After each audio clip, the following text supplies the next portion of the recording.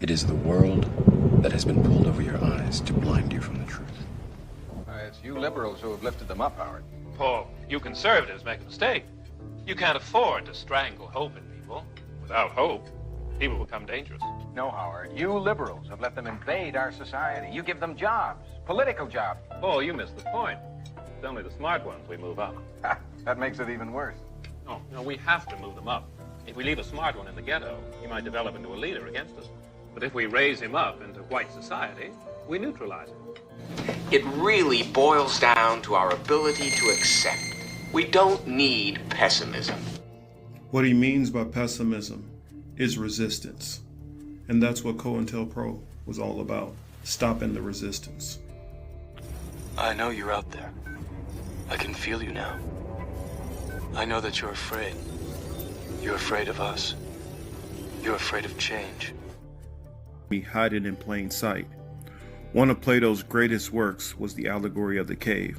I feel in order to understand the political matrix, we need only to look into this allegory. We first have to open our minds to the possibility everything is not as it seems, that things we've always known to be truth may be lies. For if we can't perceive the lies we've ingested, we can't see the bars on our mental conditioning.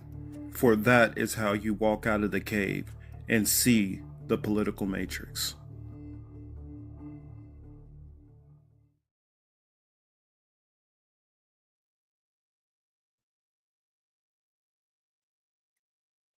Wow. Say, damn, hopefully we're not already frozen. Oh my goodness. I tried a couple of things. Hopefully they work. I think this works. Oh no, Till, can you hear me? Sound check.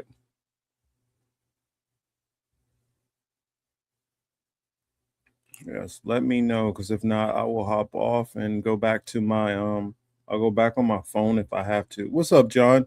Hey John, can you hear me okay?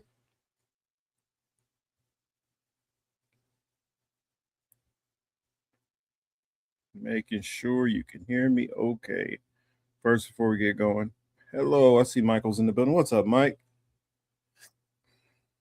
Sound is all good. Yeah, I tried something different. It looks like I'm a little froze. I mean, a little delayed, but I think I'm coming through at least vocally fine. So I was curious, what are your thoughts on the interview that we had? I definitely felt I definitely really liked the interview, and I thank Till again for reaching out to Dan. Here, let's see. Let's see if it works now. There we go. We're better. See, Till, you there? You there? Yep. Can you hear? I heard you, then you went out shortly. So I'm a little glitchy. Let me click my camera off then, because at least you guys can hear me fine. Until you don't hear me fine, hopefully.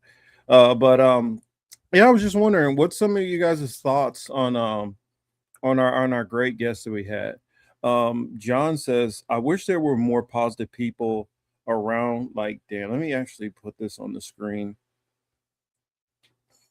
because I second that. And with all the news that we cover and all the stuff that I see from day to day, sometimes it's easy to get a little overwhelmed. And I know other content creators who they get so burnt out that they have to go away for long periods of time. And um I for a long time I wasn't like that. I'll say probably in this last year, I want to say with all the stuff that's went on with the Trump administration, it's made it a lot harder to not feel more frustrated, with more and more things, and exhausted at the same time. And especially, I mean, my work situation has gotten more busy also. So being busier on both ends is definitely, you're burning the candle at both ends.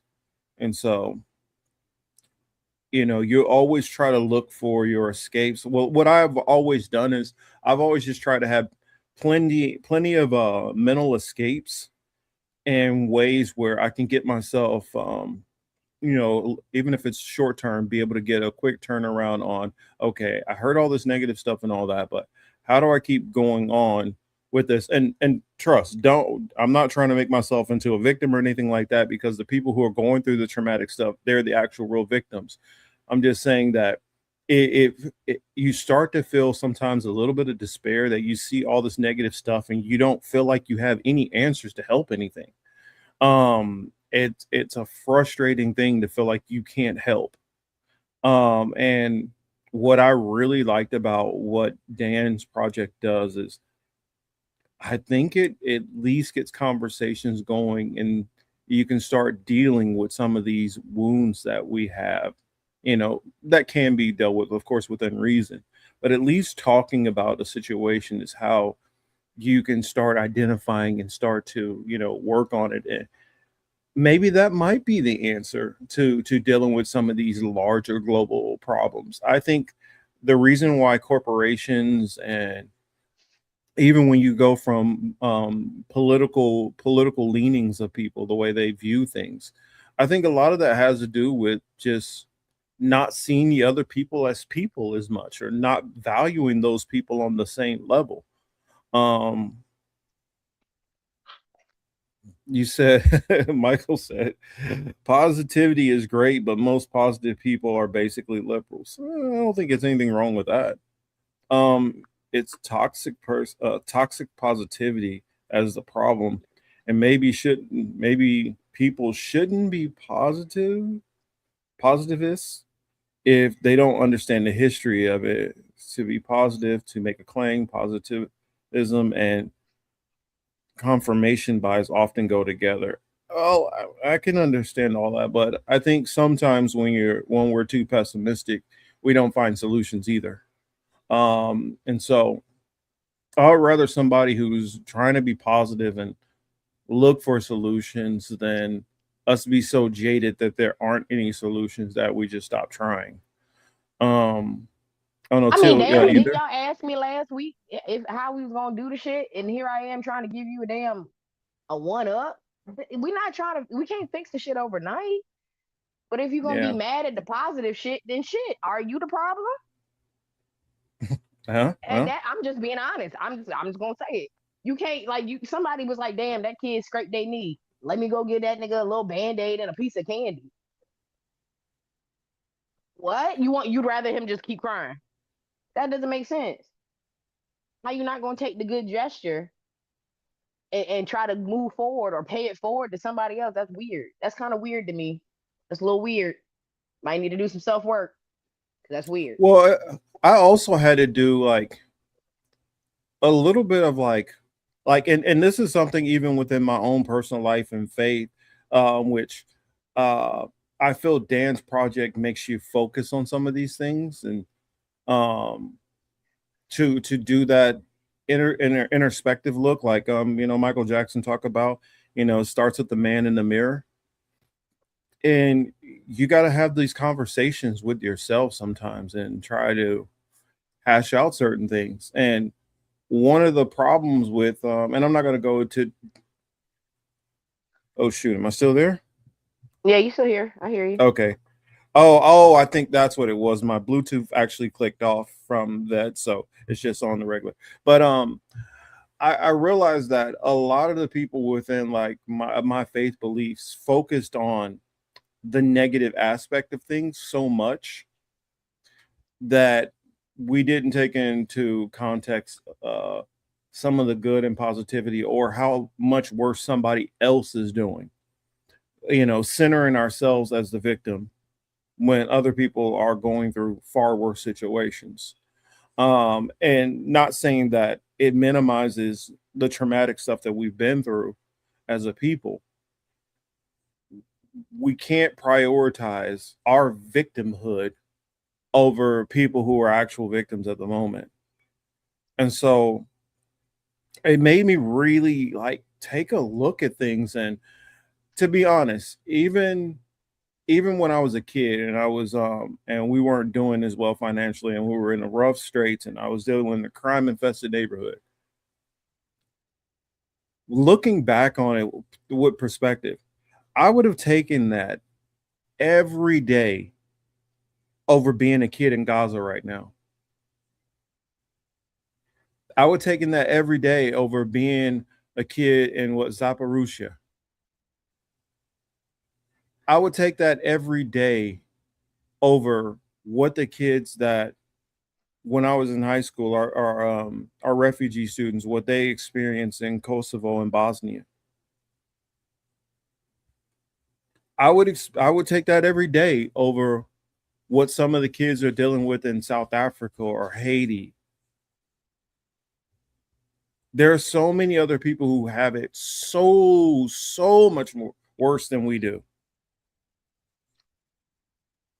And to not understand or not even think about them in America or Canada or in certain parts of the so-called air quotes, first world countries, though we have our problems and though we have, things that suck, even our homeless people in California have it better than, some of the poor people in some of these other countries.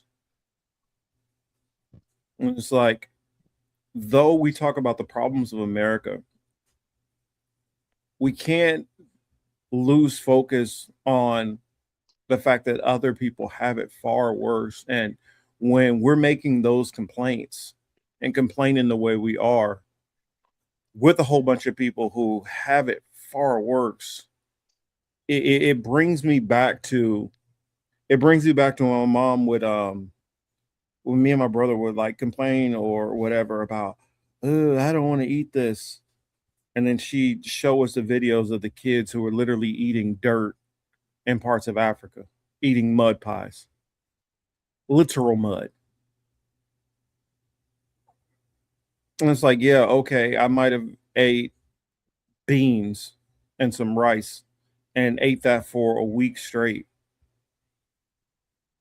And maybe skipped a dinner here though. Went to bed early without dinner, and went to school and had to wait till the next morning to get school lunch. A lot of kids not even getting school lunch. So I just feel like we can be a little bit thankful for some of the things we do have and not always focus on the negativity of how things are not as great or how things should be better. Granted, we're in America. It's the most prosperous nation of all time. Things should be far better than they are here. All of us should be living like this golden, beautiful life here. I get that because this country has the ability to provide a quality of life that's unmatched in most parts of the world. And I'm talking about even so-called first world countries. So I get where the complaint comes in. And yet, even if we're not there where I feel we should be, we have to at least keep that perspective on how shitty things could be for us. Imagine instead of being born on this side of the hemisphere in the Americas and being born in Sierra Leone and you're down in a damn diamond mine right now, having somebody put whips across your back and chopping off arms because you're not picking diamonds fast enough. It could be, or some of the places I saw in like India and Bangladesh where these people are dying at like 35, 40 years old because of how toxic the factories are that they're working in, just to get us some cheaper goods over here in the Americas. And it's like, we just gotta, always keep that perspective of, okay, things can be better, and we do have things that we can complain about to a degree, but sometimes it's like, we can ease up a little bit too. Sorry, I went on a little run there. Till, anything you wanted to add to that?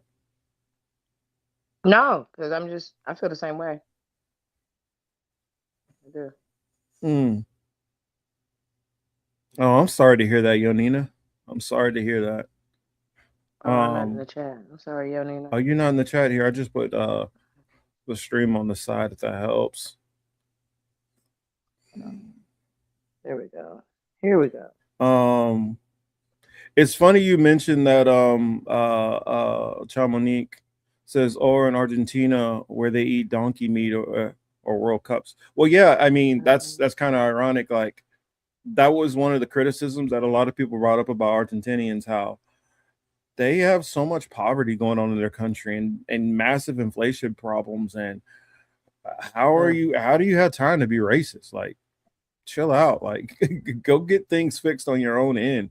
Hey, touch some grass, bro. Yeah. Touch some grass. Here's something interesting. I haven't saw the Emperor in here before, but I'm gonna throw the Emperor on the chat so we can encourage them to be in the discussion also. It says if people were born anywhere else, they would try to get to America as soon as possible. Yeah, in a lot of areas, I think they would. They would. And here's the thing. This is why I try to keep that same energy on all things.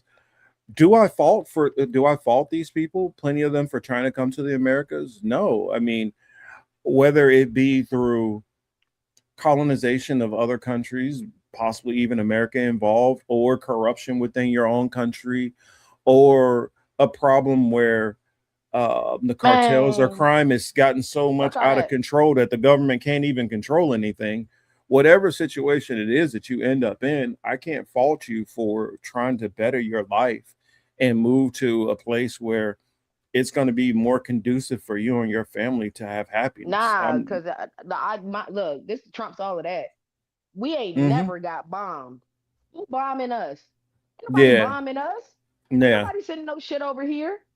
They pop that shit like they going to, but ain't nobody ever bombed us for real. Ain't nobody. Hell nah. I would move just because of that. They not bombing them niggas over there. Let me go to the place where they're not getting bombed. That's the selling point.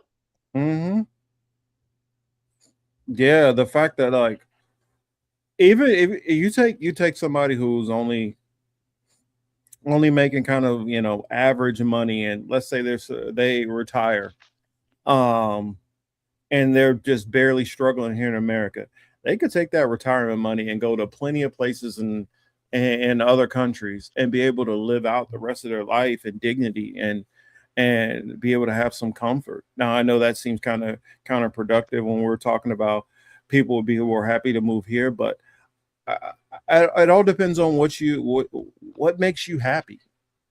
I looked at because I watch a lot of reaction content. I don't know. It's like we were talking about with Dan. I always just find people's honest interactions and comments and how they view things very interesting, helping understand the psychology of people. And how many Europeans, there's so many things that they love about America. Now, granted, when you go on vacation to anywhere, hey, yeah, you can have a great time on vacation. This is a different story when you actually live in that place. But there are certain things that many of us who've lived in America most of our lives, if we had the money, we would move to some other countries and would not be so unhappy to live in these countries, which plenty of people are moving from to get here. So, I mean, happiness is relative depending on what you want and look for. And perspective, the perspective game is immense in this whole conversation. Sorry if I felt like I'm bombarding. I don't want to bombard. But at the same time too, I'm blame part of it on you. Why? because introducing me to Dan's channel just made me be more, I don't just look at things a little bit differently. Well, you see what I'm saying? And okay, let's steer away from it being so political and let's steer it back to the mental health aspect of it. So y'all got to understand. So I've been very open and honest about my mental illness lately. So I have BPD, not bipolar disorder. I have borderline personality disorder. Shit's crazy, right? I have good days, bad days, long periods. It's been years since I've actually felt kind of leveled. Yeah. So I try to seek out things like this. I look at social experiments. My YouTube algorithm consists of nothing but educational channels and social experiments. Many reasons as to why, because I have now gotten back into the workforce because for years I worked for myself. So that means I can deal with who the fuck I want to deal with, when the fuck I feel like dealing with it. Like I don't have to deal with humans. I am back in the workforce and I have to deal with humans post-COVID. I started working for myself during COVID. And I just recently got back into the workforce where I have to interact with humans post COVID. And if you know how I feel about COVID, I feel it gave everybody whacked out poo brain. Okay. hmm Because either you got whacked out poo brain because of the shot, or you got whacked out poo brain because of the way that the government manipulated shit and got you thinking. Now you're thinking is weird. You know what I'm saying? And Right. so, even though my thinking could be weird at the end of the day, too, you know, I bet many of people would be like, yo, she wildin'. Some people don't like the way I rock. Some people don't like it at all. Like, people don't like that I'm an accountable person. I'm accountable for myself. I know when I'm wrong. I'll tell you when I'm wrong. I'll be like, damn, that's fucked up. I was wrong. I've gotten so good at doing that, it scares people. But in the same breath, I do the same thing to other people, and people don't like being pointed out when they're wrong. And so, even though that's one of my biggest characteristics that I love, people think that's like a chink in my armor, hmm right? And because of that, people start acting weird or moving weird. So I watch a lot of social experiments that deal with the way that the human psyche works against stress, work stress, money stress, housing instability stress, drug addiction stress. Damn, I should go to school for psychology instead of agriculture. But anyway, food desert stress, you know what I'm saying? Inability to feed family, being on government assistance, how the government is working, all these things. You hear all those things? All those things are stressing every human in just America right now. All of those things. How you gonna pay your light bill? Energy is going up, data centers, all this other shit. Everything that we talked about on our show is a stressor, bro. Yeah. At the end of the day, or at least at the end of that last episode for sure, I was like, bro, how are we gonna fix this? Because like hearing it from our audience, you know what I'm saying? Excuse me, the same rah audience that I love so much that's about that life. That was the first time I seen a question in the chat that I really ain't had no answers for. Like, But couldn't even build on it for a little bit. Like, ooh, I really said I don't know, and I'm well, a that's the Jeopardy thing. playing ass bitch. I never had an answer, and I'll be honest. I've always told people I don't have an answer for this. I know, Just like and I that's was, crazy. just like I was That's saying crazy. with Dan, like I've always put it out there, like I can see the problems and I can see, and you can address the problem once you at least acknowledge it. But I don't know how to fix this. I leave this for other people whose brain work in a different manner to be able to help me with this. And this is what I'm talking about. So if you know about the brain a little bit, you know that it really does build synapses based off of the things that you watch, especially now. It didn't happen to our parents and the boomers and shit, because sorry if I use boomers and y'all think it's a slur. Gee whiz. Anyway, boomers in that age generation, they weren't as manipulated as us in the same realm. They had the radio. The radio manipulated them. Okay. Then Yep. we had a stint of time where these motherfuckers was either a day late or a dollar short, or they just didn't have enough yet. But if y'all notice, we had a point in time where news had to be true. Like we would see facts. Yeah. Maybe we didn't, but it feels like to me we had a point in time where we were seeing facts. Ding, ding, ding. This is what happened. This Rodney King got beat the fuck up. Look, this shit crazy. Look. Or he was getting relative beat up. truth. Yes, a relative truth. And it was crazy back then because it was like, damn, they beat Rodney King ass so long that somebody called the news and the news had enough time to get down there. You gotta like, damn, you gotta believe that. You go to work the next day, niggas was like, you see that Rodney King beat, blah, blah, blah, blah, blah, blah. All this other shit. We didn't have roots yet. You had to learn about it from some person that probably didn't even look like you, read out of a book that was written by somebody that was not like you, to tell you about how slavery was here, and then Roots came out. I was just talking to my friend about how her mom acted when Roots came out, and I was like, yeah, Sonya was like XYZ. They weren't able to manipulate us as much. But now you can't even get on fucking Instagram without seeing somebody get their shit blown back, and the first thing you gotta ask is, I wonder if that's AI. They've Well, I made it think to a that point you can't. the, No, I'm saying it's all a part of the mental health. Sorry if I'm going on a tangent. no, I but was gonna all say of I these just things, think the manipulation was just different manipulation. there was still some, but now it's to the max, bro. They're getting it Yeah. to a point. I've been blind all my life, bro. I've never been able to trust my eyes without glasses. You know how fucking weird it is for your mental psyche to be like, damn, I can't even trust my eyes with $600 thick fucking glasses that I got to get checked every year. This entire time, I've had glasses since I was 5, bro. And it's one of those Damn. where I'm Velma, nigga. I am fucking Velma. These bitches ain't on my face. I have like 30 seconds of let me feel around for these bitches. If I can't find them, I'm about to freak out. Damn. Okay, when I lose my glasses, I have to open my phone and make my camera bigger on my phone to find them. Sometimes they fall in the crack of my bed. Now I get on Instagram. I can't believe what my eyes are showing me most of the time because I gotta check if it's AI or I gotta check if it's this. And the same whacked out poo brain people because of COVID, they don't even check. You heard when Dan said that. You'll have a phone in your hand and you won't even Google it. Yeah, That's this crazy to generation me. is definitely lazier.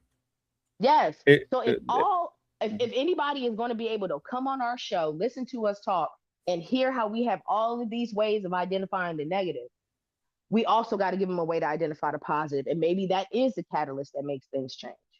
That was the Mhm. main reason why I brought Dan on the show, y'all. Long That's what I story say. I short. think it was amazing that that was it was a guest that, and I said it to you earlier on the phone. I said I think that's a guest that I don't think we know that we needed. And when I meant generation, I didn't mean generation as in baby boomer, generation Z, millennial, whatever. I meant generation as in the people living in this time right now. We all, no matter age, have gotten a little lazier than we would have been, you know, 10 years ago, 15 years ago, 20 years ago, and the way we just rely on things to tell us. I mean, think about it. Many of us, when we get onto social media, whatever, we don't look for anything. We see what the algorithm feeds us Yes. because we've already looked at this and this and this.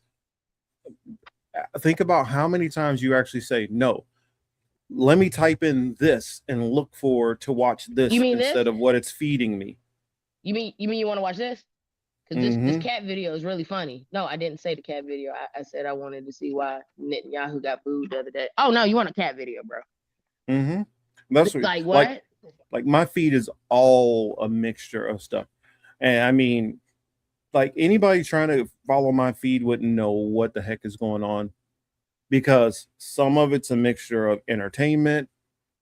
Some of it is like, well, some of it's entertainment, but wouldn't seem like it's entertainment. Like, my thing is anywhere from history to faith and religion to travel to animal videos to little kid baby videos playing with stuff, to pranks, to making weapons, to martial arts, to music. It's a extremely wide variety of what I'm listening to. So I get fed so many different things. But another thing that I thought about with what Dan was talking about is a difference in how generations have changed, and how I think how some of these things have contributed to us as a population, as society, in a very negative way. And I feel places like the so-called, air quotes, first world countries, the air quotes Western civilization countries, the United States, the Great Britons, Spain, Portugal, France, New Zealand, all of these different places like that, these so-called first world countries, social media, how it's changed. And I think also uniquely because, like, I don't you have Gen X and you have millennial. I like to consider myself a zennial. If you're going to ask me, I'm always going to tell you I'm a zennial. And for those who don't know what a zennial is, it's people who were It's on the born cusp. between 1977 and I think it's 1985 is the cutoff. And I'm born right in the middle of that. And the reason why is what a zennial is, for those who don't understand, is that's a person who had an analog childhood, which aligns with Generation X, but had teenage years that was digital.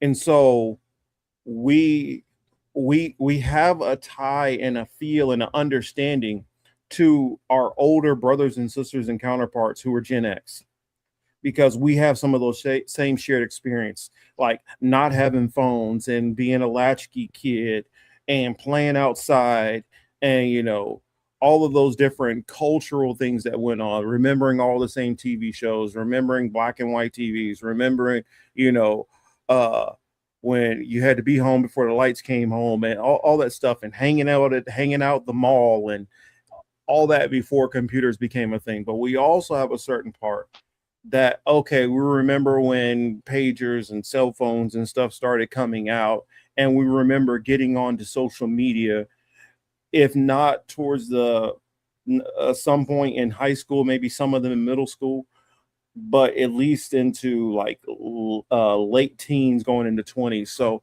we have that shared experience. Whereas I have my Gen X friends that I know of that they start talking about, Welcome Back, Kotter, or they start talking about MacGyver, and they start talking about Dallas, and they start talking about all these older shows or artists who were big at the time. That people that I know who are millennials that are just like maybe 4 or 5 years younger than me have no clue about these things, which I share with Gen X that I remember vividly. Whereas there's things which millennials, I can get down with some of that stuff, but those Gen Xers that are a couple of years older than me don't have that same experience. To ask you this too. How do you feel about where being that you grew up in that era? Where do you feel that you are on mental health? I think that's the reason why I think what he did kind of hit me more home. Many of the people who I would feel who would be Zennials, especially the ones who lean more towards Gen X Zennials,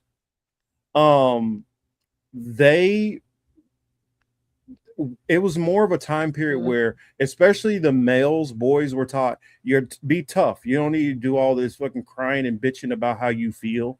Fuck how you feel. It was go out there and be a man, and men are tough, and don't go talk about your fucking feelings. Don't go crying about your feelings. And so because of that, some of that plays on our mind to like, okay, to hold it all in. But at the same time, seeing that it's more embraced to kind of talk about a little bit more, especially as a Black male. But for those who don't understand it, any kind of going to a therapist or talking to a shrink or any of that stuff, especially in the Black community, and I'd say Black and brown community, is extremely frowned upon, or was for many years. You were looked at as like, you were looked at, I'll just say, in a negative light if you even talked about doing stuff like that. And so this whole push of, okay, now we need to start focusing on our mental health is, I think, a breath of fresh air, because a lot of men who are my age were taught to avoid thinking about mental health. I would also say, I think in a way we might be a little insulated to some of this stuff also, because the younger generation that I feel is completely immersed in technology. They didn't build up a lot of those social cues that we got, like growing up and dealing, we didn't have a whole lot of dealing online, whereas many of the millennials and younger has spent their whole childhood and everything and grown up immersed in an online culture and grow to care what people think that you don't even know.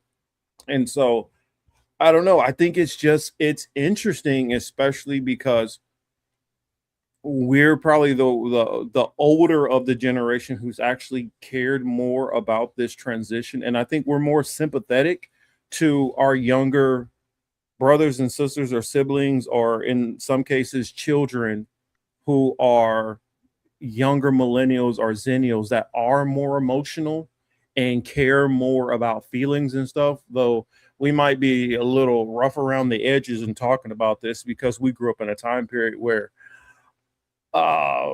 where verbal discourse was a lot rougher, and people just had to like, okay, just, hey, I know they're being offensive, let that slide off your back. And so I think it makes things very, very interesting in a time period right now. Especially when you have now the whole edge lord thing that I'm like, for me, it's I never really heard of like edge lord until a couple of years ago. So hearing about these weirdos like Nick Fuentes who get online whose goal is let me get online and try to piss somebody off. To us, we just look at that. That's complete loser behavior. I mean, what is going on in your life that you want to try to make somebody else miserable that you don't even fucking know? I mean, at least in our time, the bullies bullied people who were within their circle. You know, I don't know. Well, I think I don't know. Sorry, I don't know hit if I. the nail on the head exactly when he said something in reference to how the ego is, and I definitely Yeah, I don't believe know that if I that's a big answer your thing. question, but I was just saying I don't know if I answered your question, but hopefully I did. Yeah, too. you did. That's why. Yeah, you did. And that's my response was to start there is where a court lawyer had brought up about how people aren't, you know what I'm saying, really good with self. Yeah. There's an ego thing about it. And that's where I feel, you know, where I don't know. I grew up in a weird time. My grandparents were still born from like the 20s and the 30s. So I grew up in a 60s house for the most part. Yeah, and I'm Southern too, so we have a different experience on life when it's Southern.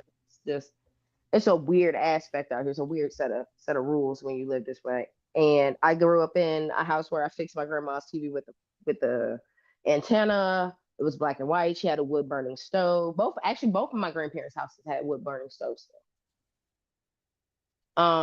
But yeah, like, and then I grew up with internet in my house.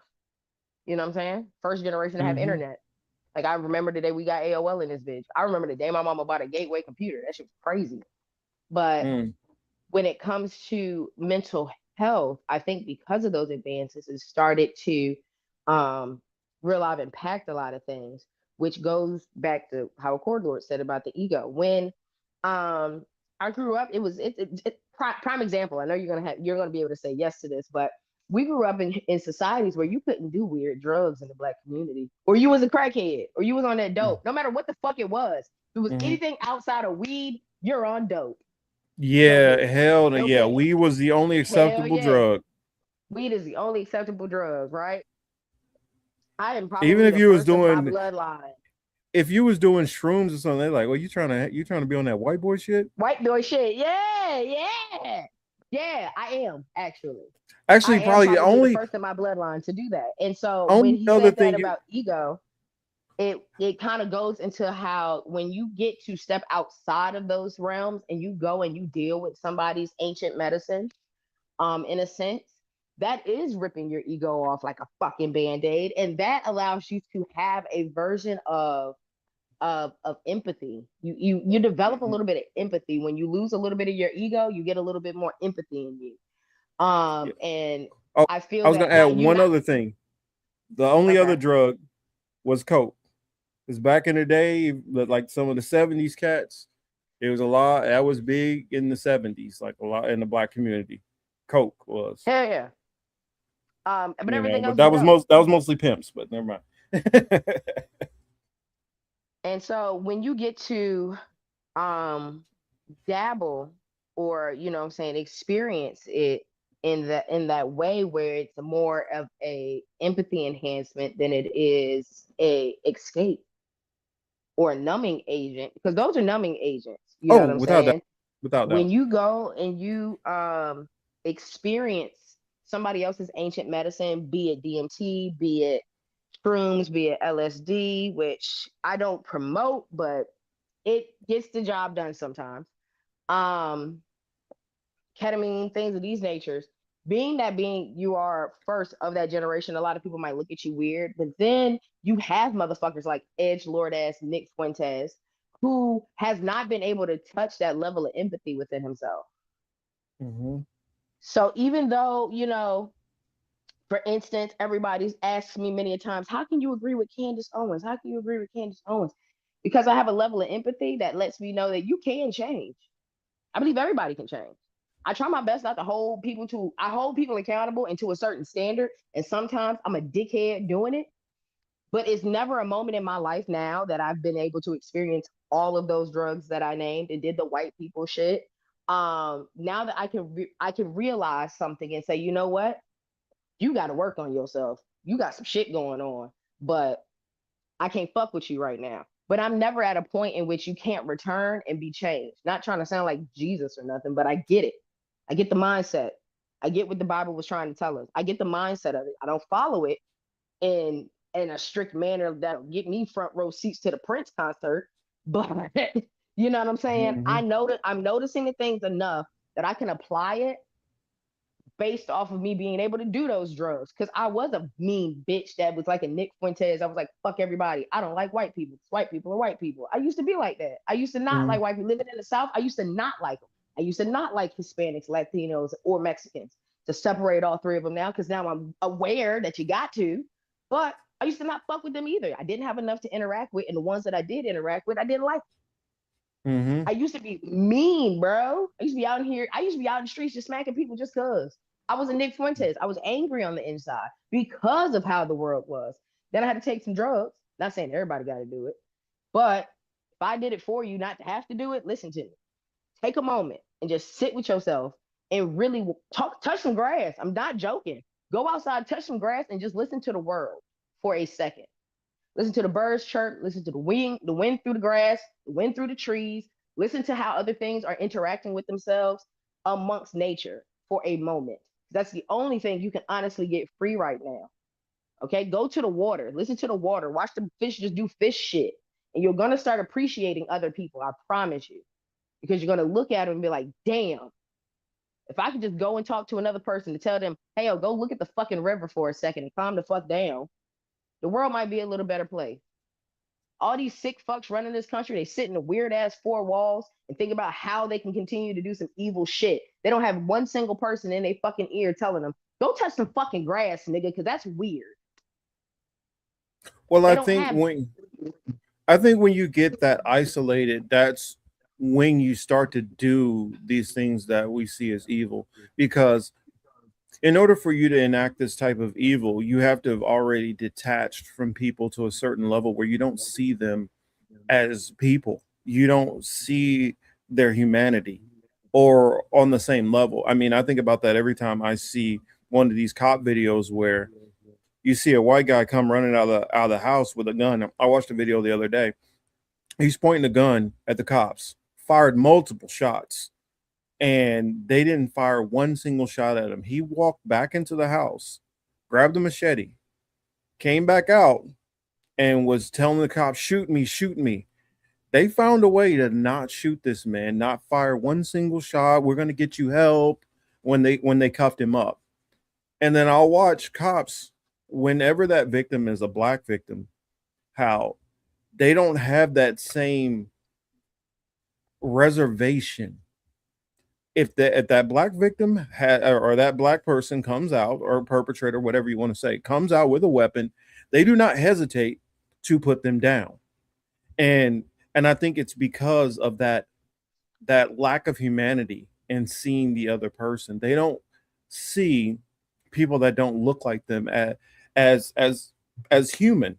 And we got a perfect example of that not that long ago with the news, when all of those people were so concerned about what was going on with Russia and Ukraine, and they felt so sympathetic to the Ukrainians because they're like, wait a minute, I'm seeing white people being bombed.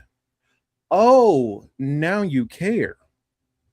It's just like with all this that's been going on with the war and all that, like my heart bleeds every time I see any of these people suffering, any of these children of any different nationalities who are suffering. It hurts my heart. But I heard this one person say that they were sympathetic, or they cared once they saw a person who's of their nationality. Then they were like, you know what, this kind of bummed me out that this person died. And it finally hit home when they're one of your people. And what that told me is you don't see the rest of those people the same way. You see yourself and your people as more important, and you don't have that same kind of humanity towards the rest of other people. And for me, as a contrast to how you grew up, I grew up in a more multicultural area. I grew up with Hold on, before you get on that, let me Uh-huh. respond. Let me respond to two things. Sure. Okay. First off, Uh-huh. Nilo Nostrum. That's Mike, right? Yeah, Michael. That's Michael. Okay. So before we get on that, let me address this comment. So he goes, this brings up a not often talked about aspect of empathy, which is vulnerability and gullibility. Some people have empathy for people when they shouldn't. Look at all the useful idiot Zionists. Okay, prime example of what the fuck I was just talking about, Marcus. So, Mike, here we are trying to have a positive dissertation in reference to how politics, our everyday lives, and mental health are all correlated. Thus, why I brought Dan on and not you. So, with that being said, Mike, why in the fuck would you bring up two negative adjectives in reference to empathy instead of coming solution based like we're trying to fucking do during this dissertation with something a little more meaningful by saying maybe this brings up not an often talked about aspect of empathy, which correlates at times to people being vulnerable and or gullible in certain situations. Maybe if they touched grass next to somebody that wouldn't bring up a negative comment like this, you would have a social solution to this and let us know, well, how do we fix that, Mike? How do we allow the sympathists for certain weirdos not happen?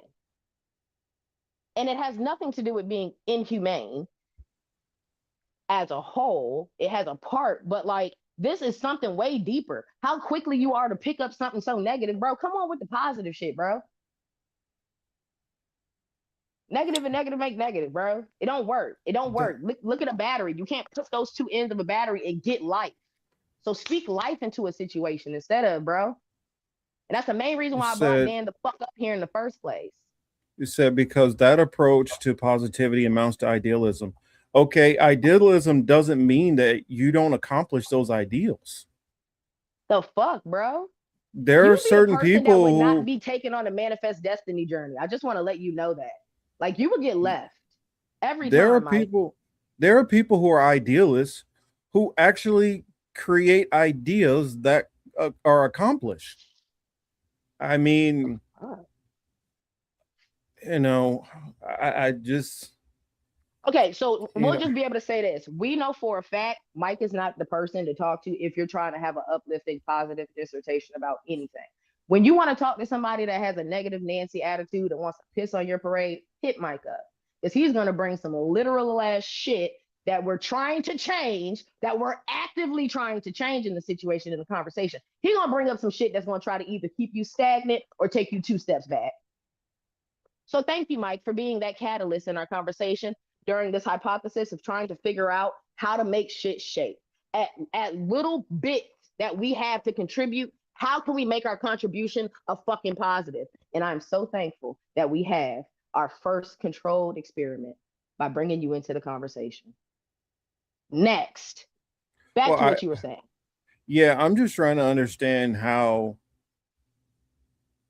do we get these results that are going to work out in a positive manner by, I mean, I don't get what we're talking about exactly here. Like, I don't know. And that's what I wanted. I wanted Mike to say that. I'm just tired of all the sunny ways people. I'm not saying two things can't be can't be true at the same time. Yes, not every fucking day is going to be great. Okay? Not every day is going to be great. No. But you at least have one moment in that not so great day to have something negate all the shit that you're going through. You wake up, your fucking tires flat, you fucking dropped your coffee on yourself while you walked into work. You know what I'm saying? This, that, and the third could have happened. Cool. But you can't tell me one positive thing. You can't have one good memory for the day. Damn, Mike. Damn. What happened? At this point, because having somebody come on our show to speak about how they just want to help one person, just help one person. That doesn't give you a little like, damn, you know what? Maybe I don't need to be a negative Nancy today. Maybe the thought that I have could be that triggering point to propel me into what can make something shake so that I don't have this mindset all the time. So that I don't have to look at the sunny people that chose to have a good day in such a bah humbug ass vibe, bro. Yeah, I mean, and you're right, personally, my experiences aren't the same. Hold on. No. Sorry, go ahead. I get it. Because she the lady that don't like me saying boomers. Anyway, yes, I understand not everybody has had the same experience, But I promise you, y'all ain't Job, bro. You ain't had every day shitting on you. You didn't wake up every day in the same bird shit on your head. Your fucking tire was always flat. No, there has been something positive that you can rely on. There has to be. If not, then like, what you doing this for? Because at the end of the day, if you have such a negative outlook on life, like, what you waking up every day for? If we really gonna ask. So like, you have to have something that makes you wake up every day and go, I hope. And regardless of the experience, nobody has had the same experience. No, my house has not gotten bombed. I don't have to mine diamonds. I don't. I have semi-food security. I don't live in a food desert. Yes, those are the positives that I can hold on to. I'm assuming you might have those positives as well. The small shit should be the shit that makes you go, you know what? I might be able to make a change. But instead, everybody got on this motherfucker and was pretty much asking, like, damn, how we gonna make a difference so people don't get shot in the street? I really don't know, but we got to start with self. Just like Accord Lord said, you have to start with self. And then maybe you can, like, I don't know, move some shit. But damn, you can't even start. Here, I got something like I'm reading this and I guess got questions. Michael says, can't get anybody to get serious enough to confront the crises we have, because we need to comfort ourselves. People cannot do revolution because they will not admit things are bad enough. And this is where I think we'll run into some problems here. I think everybody is acknowledging the crises that we have. I think everybody, I mean, most people are acknowledging the crisis that they have. They're dealing with them. So you can't, nobody's living in a la land that everything is perfect. But also I don't understand about this revolution that we're talking about, because everybody is not on the same page for whatever revolution that people are seeking. Everybody doesn't want the same kind of revolution. So how can you push for a revolution if you have no outline principles on what said revolution is going to be and how it works for everybody? Alex, I worked in prisons too, Buki. I worked in a Supermax in Lyman, Colorado. The same prison where Dante Lucas was housed at, the same prison that motherfucker that put his 2 daughters in a fucking oil bin. Yeah, I worked where he was at. So yes, I've worked in prisons too. I've seen all the ugly. I lived off of Colfax. Had somebody take a shit next to my car. Not gonna let that shit on the rest of my fucking day though. I had somebody die off of fentanyl in front of my office in the yard. And it was crazy because it's during COVID. So who's bringing the drugs in? I seen some shit, Buki. I had a man saw off part of his fucking bunk with a piece of fucking goddamn tooth floss. He sawed a piece of the fucking corner off and stabbed himself in the throat and bled out in the motherfucking pod. Still live though, but bled out on the pod. I've watched the man see nothing but negative in his life and try to take himself out. But I also talked to the other ones in there that kept waking up every day, doing count, going to chow. And they also taught me a level of empathy that I needed to learn. So if you didn't get that type of talk in the prison, I don't know what you worked there for, because it should give you a better insight on being free. Go ahead, Marcus. Yeah, I worked corrections also. I'm just Did you not putting that out walk there. out that fucking gate? Did you not just walk? Did you not end your shift and walk out that gate and have a deep breath because you got to go home and they didn't? Yeah, I mean, At minimum, you do that feel. was it for me. I mean, also another thing, like I got pessimistic too working in there, because you hear so many people telling me all the time, hey man, I didn't do it, I'm innocent, this and that, or man, when I get out, man, you ain't never gonna see me back in here. I'm not gonna come back. Blah blah blah, blah. I hear all that stuff, and how many people that I would see return, and it would get disheartening when you're trying your best to help, guide anybody any type of way, and you would see so many of those people come right back. And I mean, I had this one kid while I was working juvenile, and he got deported. So I remember it was a Friday. He was getting processed out. We were taking him over to intake outtake. He was getting processed out, and then he was getting transferred over to wasn't ICE at the time. What was it? Immigration. And so they were sending him out. I came back in on Monday morning. I was like, did something happen wrong with your paperwork? Like, damn, they ain't send you out? No. He had got deported from the country, came back in illegally, made his way all the way back up to Kansas City, and then got locked up again in a weekend. And stuff like that was disheartening. I saw a mother who was coming for visitation to visit her two sons and daughter who were in juvenile, and her boyfriend who was on the other side. And I was a culinary arts teacher, Alex. I taught culinary arts at a college level so that they would be certified when they got released. So they didn't have to I was just work pre-trial full-time. also, not a prison, by the way. Yeah, I worked in a prison. Yeah, so I did. but I worked in a supermax. So yeah. And Mhm. don't worry about it, Mike. We know you wouldn't be able to withstand that type of vibe. I mean, there also another thing is if I just stay negative about everything, like you know how Child. many times I've been a pallbearer Hey, before I Thomas. graduated high school. You know how Come on many now. Hey, like Thomas. you know how many kids I grew up with that did not make it to 18 Jackie, that I knew I isn't- couldn't weigh on the We got a good negativity. question, Marcus. Sorry, Marcus. We got a good question. Sure. Is the prison system in the U.S. and the U.K. meant for rehabilitation, though, or just for punishment? Here, probably just for punishment and political gain for here and money. You know, what for I'm saying? here I would Hold on, say let me more finish, anything. Let me finish, bro. Sorry. Hold on, let me finish. Mhm. It's okay.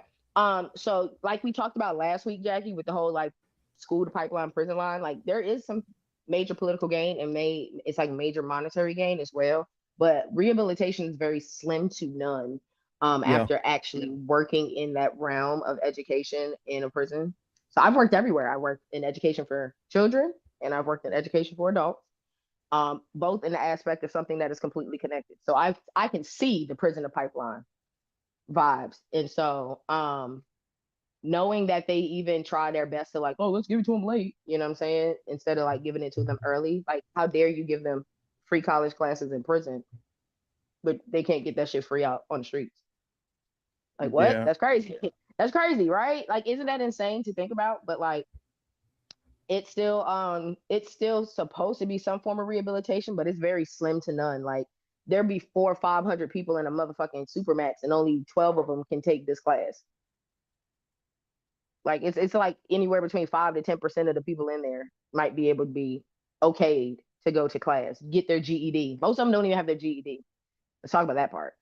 So yeah, it's Yep. supposed to be a rehabilitation, but it really isn't. No, it's not. I think the only chance that you even have for it to be somewhat rehabilitation, which is still slim, is on the juvenile level, where you can possibly get to some of those kids before they get too far gone or before the system makes it too hard for them to get off of that track. I wanted to share this comment from Mr. Dunham, and welcome to the show. It says, well, when you have a corrupt government, police, and CIA for 250 years, people tend to lose hope and trust over time. We, the U.S., benefit off prisons literally, and that's a fact. And I understand the sentiment. I truly do. It's just that I've just been trying to think relatively different on so many things, because I spent so many years just pointing out the reality of things. And as I've always told people, I don't have a solution for this. I don't. But one thing I did see, and the last part, we the U.S. benefit off prisons literally. That's a fact. Most of their goal is for recidivism. Their goal is to get you to come back. That's the reason Yep. why it's so hard for you to get work when you get out. That's the reason why it's so easy to offend and go right back in. Last time I checked, I think was it like 85% of the prisons are full of nonviolent offenders. Most of the people are Mhm. in there for, in fact, a major chunk of the people that are in there for being drug users. And I mean, Because we whether don't have that's rehabs for real. whether That's that's a big stealing thing. something and being locked up for a petty charge over and over and over, or them making sure to give you longer sentences just to keep you in there for prison labor, and so they can make more money per bunk in so many different ways. But I understand the frustration. And here's my thing. Without trying to be positive and trying to push for something in some kind of way, then I don't know I don't understand. Then I guess we're not trying to find a solution. We're not trying to find solutions because I don't feel an anger like I'm one of those people like Michael, I can show you. I made a video a couple of years back where I'm clearly in the camp of not believing some armed revolutionary is going to work. I don't believe that you're going to be able to mount force with this system. I think that's insanity. The British are coming. I think it's insanity trying to mount some kind of force against this system.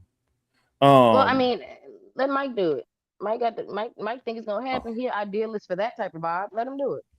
I want to see if it succeeds. One thing that I do know about is a specialty over the many different jobs and careers that I've had is one thing I do understand is weapons, tactics, and security. I definitely understand that aspect. And I understand the weaponry which we have domestically in the United States. The system continuing as it is it's you honestly, that comment is almost speaking from a position of privilege. If the system falls apart on its own, it will. To think that, oh, well, we're just going to go turn it off like it's a light switch is, to me, that's insane. We don't have the ability. And I hear people talking about, we're going to have our demands for this. And how can you make demands in a situation when you don't have the leverage and power? You can't demand something if you don't have leverage and power. And being a couple of people who have some gripes online is not leverage and power over a massive organized system. It's literally like being an ant and deciding you're going to take down an elephant. You don't have the ability. The elephant doesn't even realize you exist. Now, how most of these systems have taken themselves down over time is through their own self-destruction. And I look at the current administration that we have, and I won't even just say this administration, I could say many administrations along both ideological lines have been running this system in a negative way, which will possibly implode upon itself. Now, if it does implode upon itself, I don't see some kind of ragtag group like, I don't see some ragtag group like, Red Dawn or Black Dawn going to institute some new government and take it over and create it into some new idea that they want. More than likely, what's going to happen is one of the other nations around us, which hasn't fallen, is going to come in and take over this nation. Mike, that's not what we're saying, but you know what? I'm gonna let you live on that one because I've I'm never gonna been able to argue. I'm gonna tell you an analogy. I'm gonna respond on it. Let me say this one, please, because you see what I'm talking. You know which one I'm about to say, right? Yeah. Okay. This is what I'm gonna say because you brought up Buddhism today, and I remember this Buddhist story that I learned at prayer, and he said it's a quick one. So hold on, Marcus. Hold your thought and keep your thoughts together. A donkey and a tiger were arguing over the color of the sky. The donkey said it was green. The tiger said it was blue. They got to arguing, and he said, you know what? How about we go ask the lion, the king of the jungle? The donkey goes up to the lion. The lion says, hey, he says, I'm wrong. The sky is green. Isn't that correct? The lion says, sure, it is.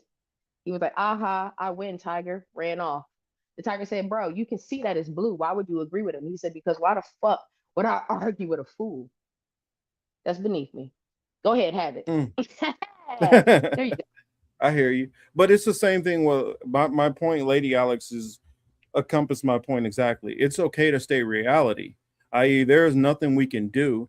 We can still speak about it. I'm still going to document the tragedy that is going on and the horrific state that's going on. Do I have the ability? Here's the thing. According to your statement, I should not even get online and say anything because I don't have the ability to change any of these situations. I'm not controlling anything. I don't control Russia. I don't control Ukraine. I don't control South Africa. I don't control Gaza. I don't control Israel, Iran, anything. I don't control the US government. I don't control anything. But there is still a value and a point to talking about things. I guarantee you, the different tribes which have been destroyed over time still want their story talked about, still want people to remember them. The people of Gaza, I believe, because our government is in cahoots and is going to continue to help them. I believe the people in Gaza, for the most part, are doomed. I don't see a positive way out. But here's another thing to keep in mind: sometimes there is no answer. Do you think some of my ancestors who were on boats coming over here and some of them were in slavery were going to get away? No. There was Alex, you're nothing absolutely they right. could do Sorry. about it. It was Sidebar. nothing they could do about it. Alex, you're right. The If you can hear me, yes. I agree, Alex. yeah, for the millions of people who were enslaved, there was nothing they could do to stop their enslavement. For the people who were genocided, there was nothing they could do about that situation. But does that mean that we just ignore it because there's nothing I can do? The situation you're talking about, I don't believe there's anything you could do, but you're still talking about it. I don't believe, and I know this is probably going to piss off some people, but all of you out there who are talking about a socialist, actually, I'm going to skip socialist. All the people who are out there talking about a communist revolution, you are never going to have that. Point blank, period. You're never going to have that. It is not going to happen. But you guys are all still going to be out there pushing and talking for it. You're never going to get it. But sure, keep talking about it. That's what I'm telling you, you're never going to get that. And even the countries which were considered communists, technically under their own definition, weren't even communists. So what do you do here? So what I say, that sounds idealistic and foolish, but chasing after something that's never going to happen doesn't sound idealist and foolish. I say I'm not trying to be disrespectful or anything here, but I think there is a value to talking about things. I think there is a value of bringing attention to situations that are going on and giving a damn about people, even if you can't stop it. I think it matters where you are on the side of history when atrocities were going on. I think that matters because who knows? You could say something that could impact somebody, that could mitigate some change, that can save some lives. You could save some lives. You could help some people get away. I don't think you can help everybody, but there can be a measure to help and make some difference in the world. And if you just don't believe it, don't even try, because that's unhealthy positivity or negative. I don't get what we're doing here. I don't believe cynicism is the way to go. I don't believe, and I get the push for cynicism because you believe that that'll help kick enough anger for people to start this revolution, which I think would be just a mass slaughtering.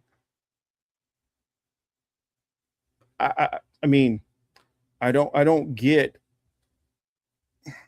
and part of the problem is many people are reading books about socialism and communism, about stuff that was 100 years ago, 200 years ago, and thinking that is reality now. We're living in a whole different world. And enough of this theory at a certain point becomes mythology. Because you're not getting there. If all of these countries can't stop the United States from doing the stuff that they're doing, how the hell is a couple of random people online think that they're going to do it?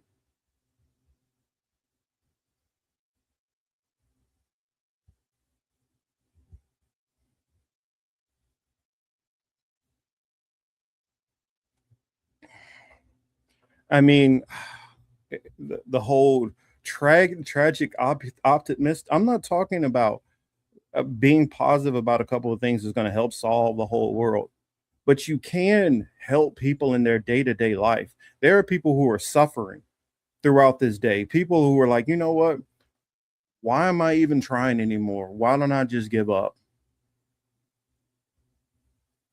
And there are people around them that love them and probably don't know that they're suffering through that pain. And you can help them keep breathing. You can help them see value in life, value in loved ones, value in friends, value in so many things around them that are actually important. But if you ain't Everything. doing it for yourself, Marcus, sorry to cut you off, but I'm back. Mhm. If you're not doing it Yeah. for yourself, you can't do it for anyone else. Look at what the fuck I tried. Look at what a Accord Lord said earlier. Somebody else said it too. They were in the chat. They was like, if you can't do it for you, I think Alex said it. If you can't do it for Mhm. yourself, you can't do it for no one else. This motherfucker sits at home and thinks like this about himself, bro. These are thoughts that be in Mike's head all the time, bro. This is his mind. His shit is already down 50 points on the Dow, bro. Like, like, come on now. Even if he had a good trade day, he'd probably still be down 2 points. Like, it's crazy work. But if he sits here and this is the main forefront of his frontal lobe all the time, he can't spew no good shit to nobody else. He can't do that. That would be too positive for him. Keep that in mind. He said that. That'd be too positive for him to be positive for somebody else. He can't do it for himself. You're talking to a fool. Wait a minute, aren't you Sorry. an atheist, Michael? You're talking to a fool, baby. Well, and here's a legitimate pushback that I'll respond to. Well, and But you're there's not two of them. helping yourself. Where are you helping yourself, though? That's what I'm Here's two. saying. Here's Just two of them that saying. I'll Go respond to. eat them up. Chris H says here, Marcus, I think when you use the word revolution, you're only viewing it from extreme case. Yes, I am. And I'm going to tell you why. Because any other form of so-called revolution would be working within the system, which that's not an actual real revolution. That's changing. That's still working within the system. A revolution would be overthrowing the system as it is. And the only way you can truly overthrow that system is to push out or collapse the system. So a revolution would be, you'd have to basically destroy the system which we're in, which is a capitalistic system. The only way you do that, the only way that's going to happen to have these corporations all fall under it's not going to just be we vote some people in, or that's not going to happen. The only possible way you can do it is you'd have to overthrow the regimes. You'd have to seize companies and things like that, and they're not going without a physical fight.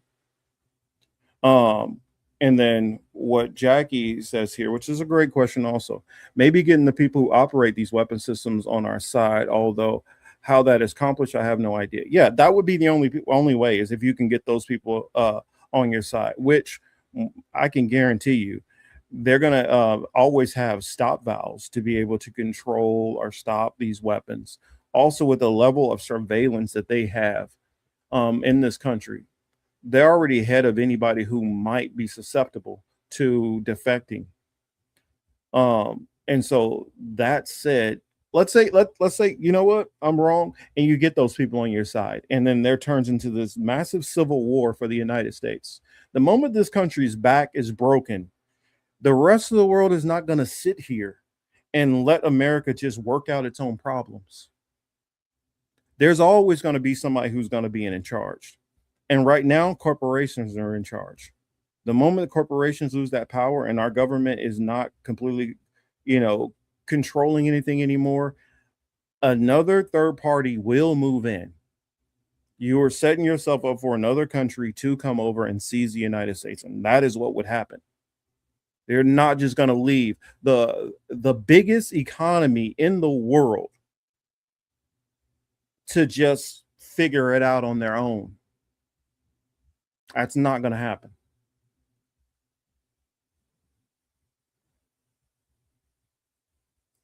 So the mindset of, oh, well, yeah, we'd overthrow the government and the United States is going to sit in just a free for all for how long?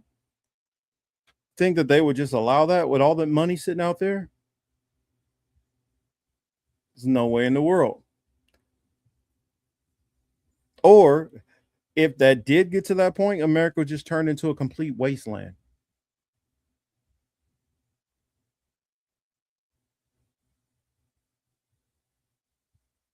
It's so, I like this. Mr. Dunham, thank you for being here. I am enjoying your comments. This is something I wanted to bring up, which I saw. So that's why our military industrial complex has grown tyrannical and out of control with evil Palantir and it's failed too. Flock Safety also was backed by evil Peter Thiel, who allegedly killed X. Well, here's something also that's been going on. There's been a lot of push to go after the flock cameras lately. I'm not against going after the flock cameras. But the reason why there's been this big push to go after flock cameras is because right now, well, not only right now, but over the last probably year or so, the president and a couple of other people have been investing in another camera system. I'm blanking on remembering what it is, but they're basically trying to a corporate bidding war to replace the flock cameras with, let me see, what was it called? Shoot, I had it somewhere. Axon. Axon is the other company they're trying to move in, which is just another surveillance that they want to put us under.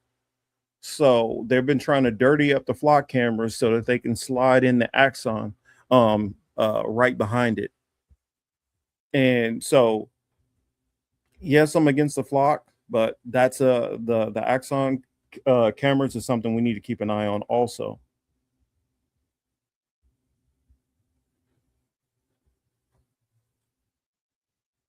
I look at if history is a judge of anything, every time an empire fell, it fell and shattered into a million pieces. Most times it did like just pop back up as a new nation. If American government fell, which it's very possible, it would become a failed state. It won't become some new revolution to start a new government.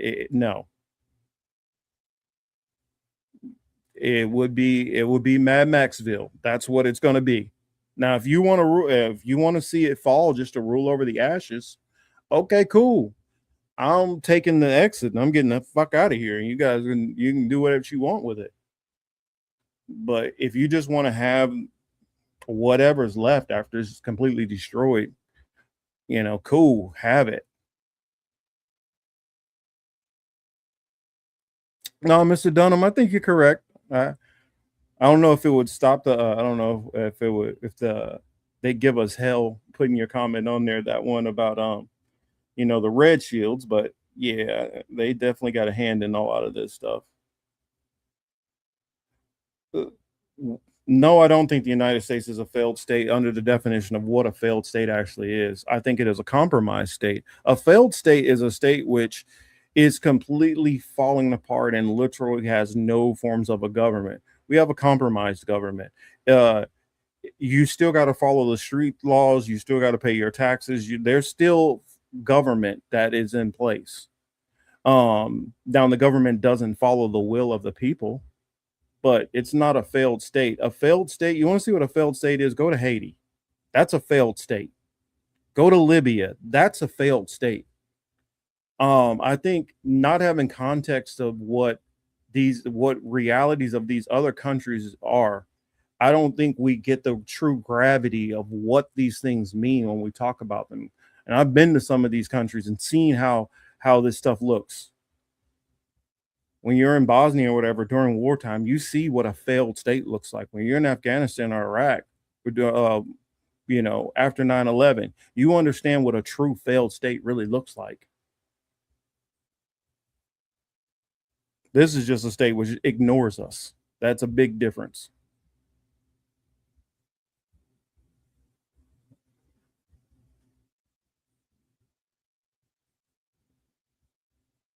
Yeah, I'm talking about real complete failure. That's because politicians aren't listening to us. That's not a failed state.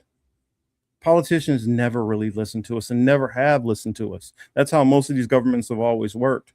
The only difference is they went from being that's the reason why I don't care about government systems, capitalism, socialism. I don't care about none of that.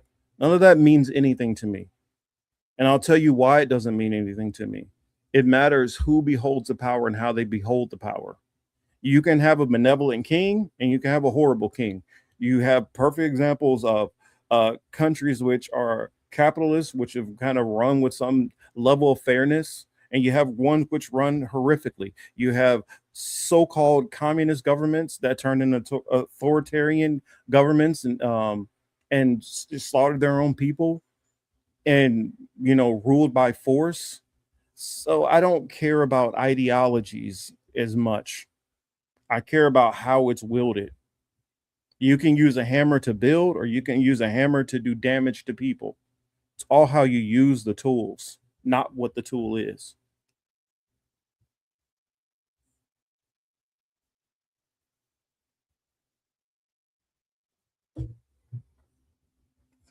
Sorry, Till, do you want to hop in?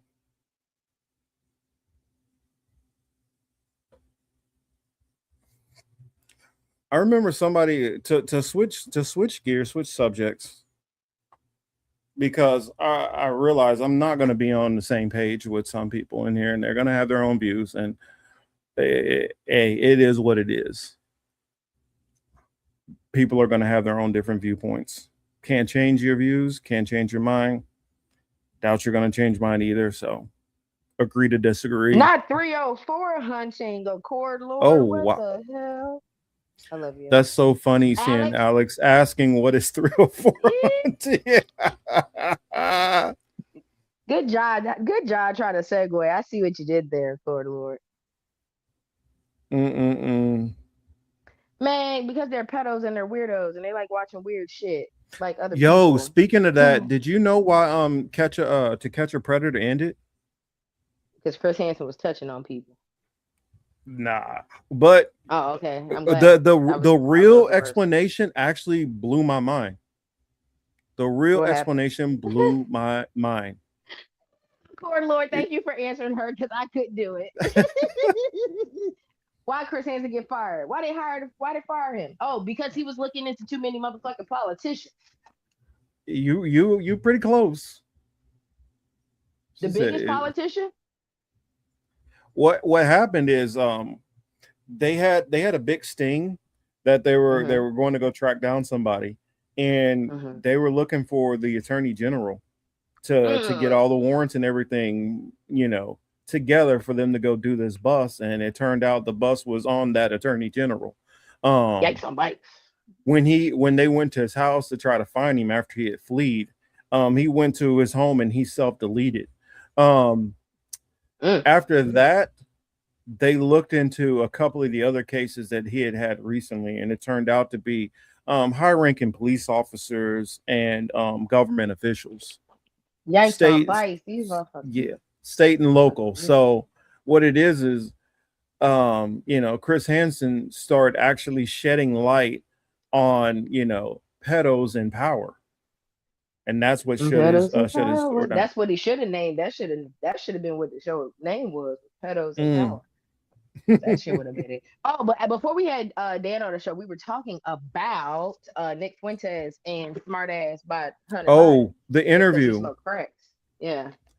Well, one of the things which he hit Nick Fuentes on is Nick Fuentes was trying to be cutesy with the words, like, I'm not saying black people are the problem. And Hunter Biden's like, you just said black people commit the crime, and so therefore they're the problem. He's like, well, I didn't say that they're the problem. I said that they commit crime, but we know he was like, I was saying crime is the problem, but we know they commit the crime. And it's like, dude, why not just be upfront with what you're trying to say? Why try to skirt around it? But at the same time, you and many suburban little white kids like you try to pretend that, oh, well, the problem is actually all these minorities and black people and this and that. And you live in a predominantly white area. You're not even dealing with no, minorities for the most part. If you are, it's twos and fews. You're not really inundated with a whole bunch of black people or whatever. But somehow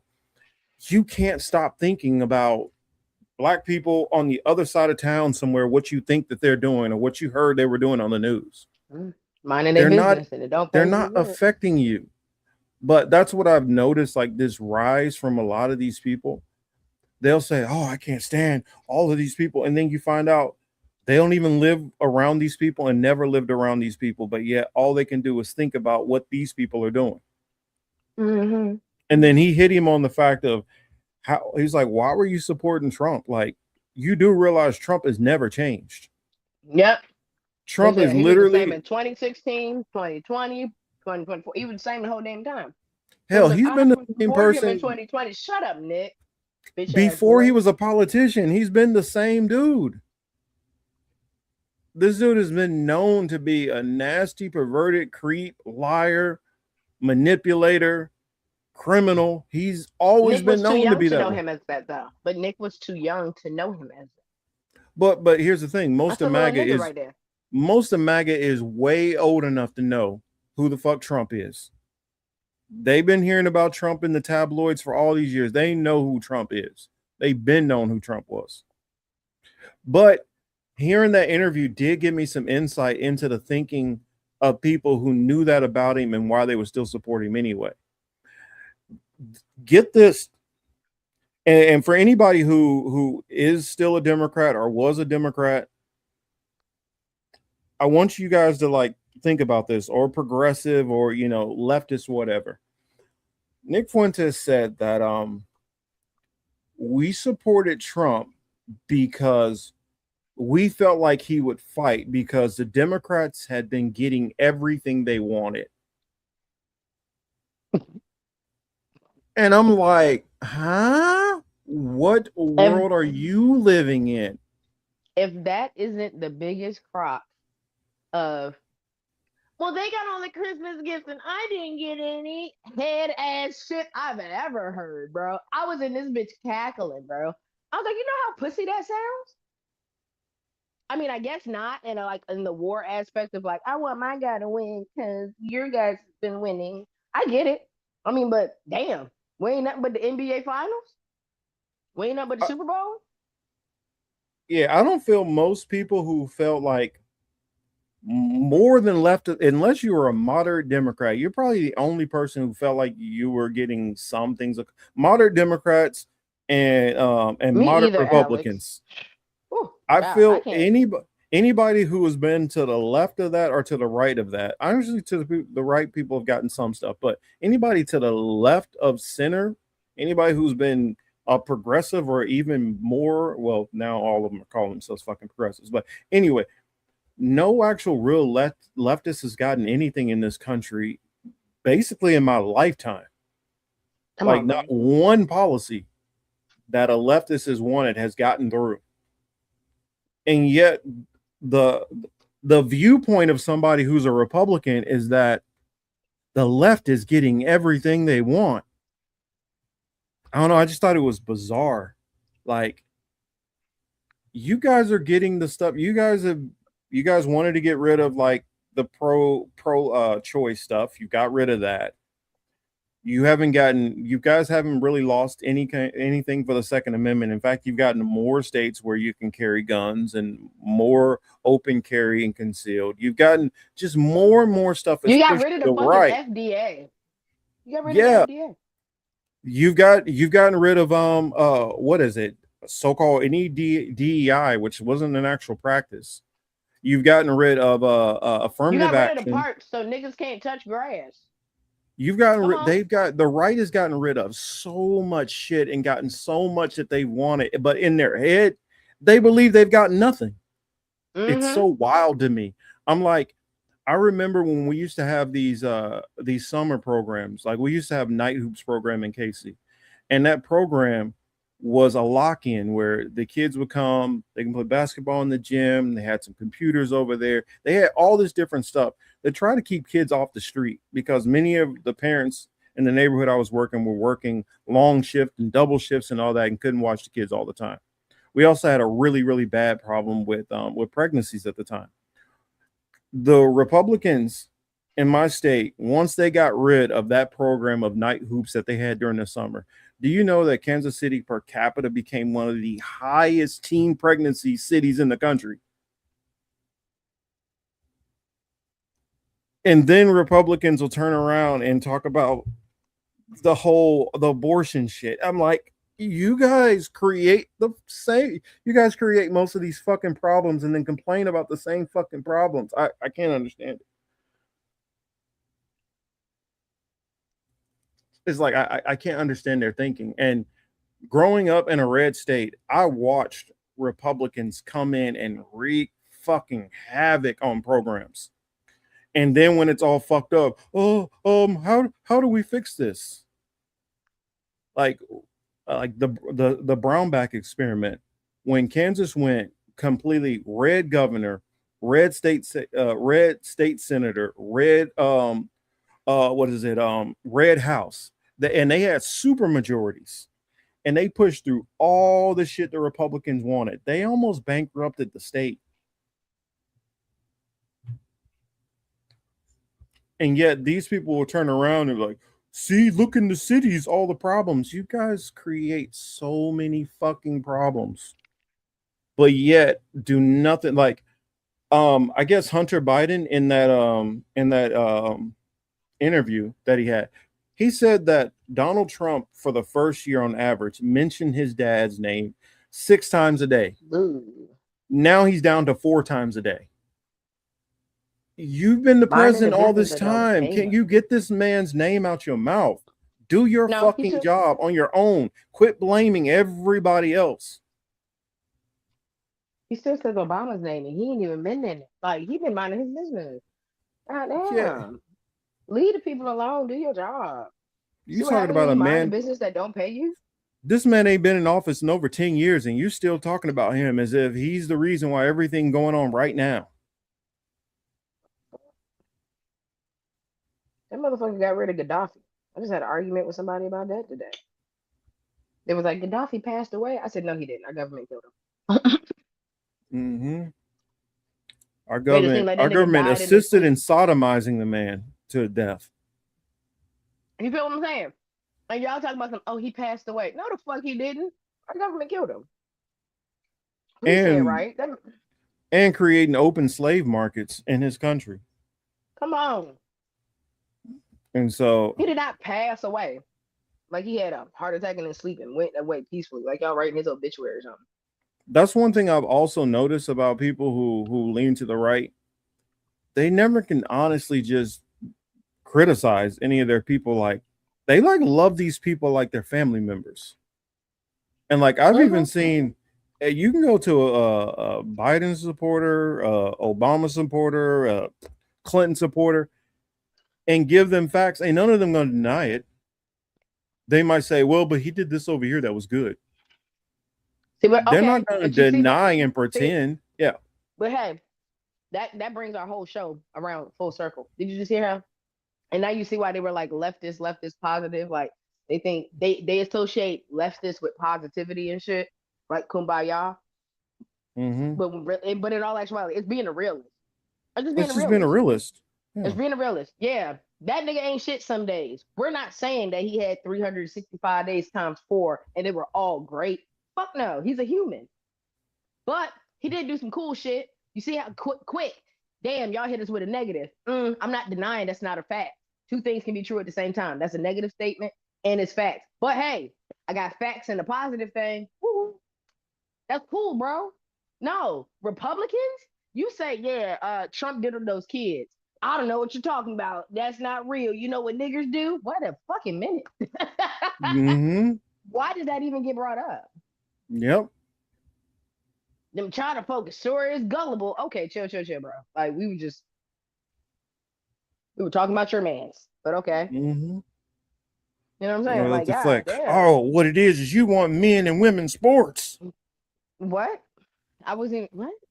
Like, no. How did you get over to this, like, issue that involves, 10 people in America? Like, swear to God, bro. It's just like, golly, bro.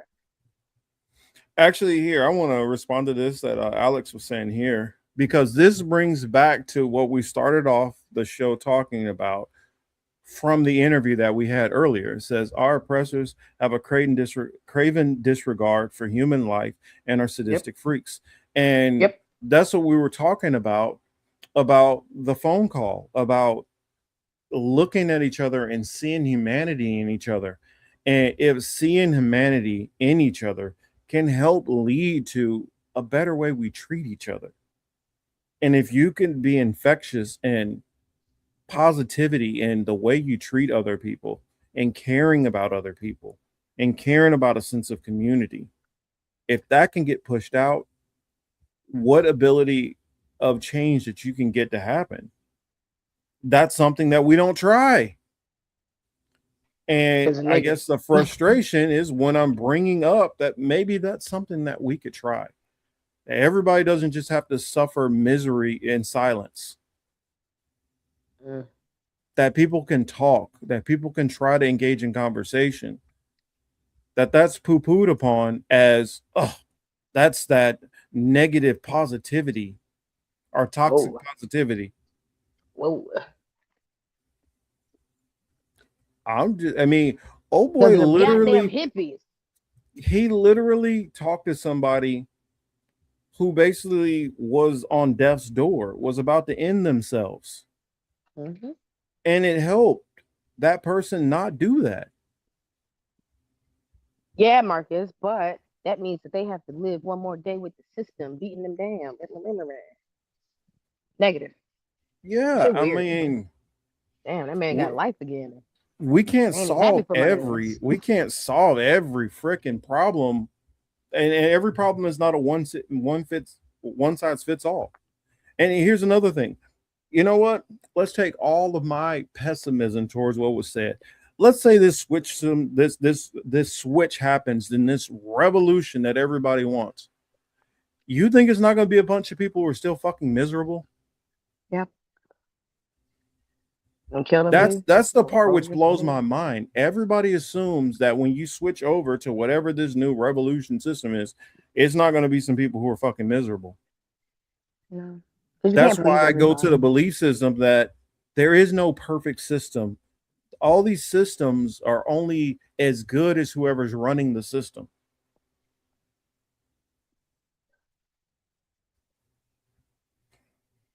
So I mean that mentality of, oh, we just knew if we could just switch to this, then everything will be fine. Yeah, I was about to say, would that make unpessimistic people unpessimistic then? Would that make you a believer? I don't know. I don't know. Maybe you ran him off. I don't know. Maybe I did.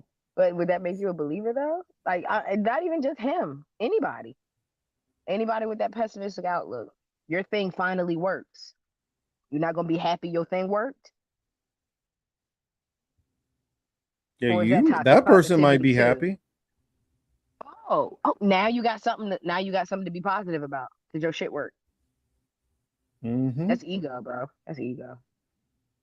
You just gotta. No, but did it work for somebody else though? Ooh, that's even deeper. Would it work for somebody else? Do you think it would work for that other person?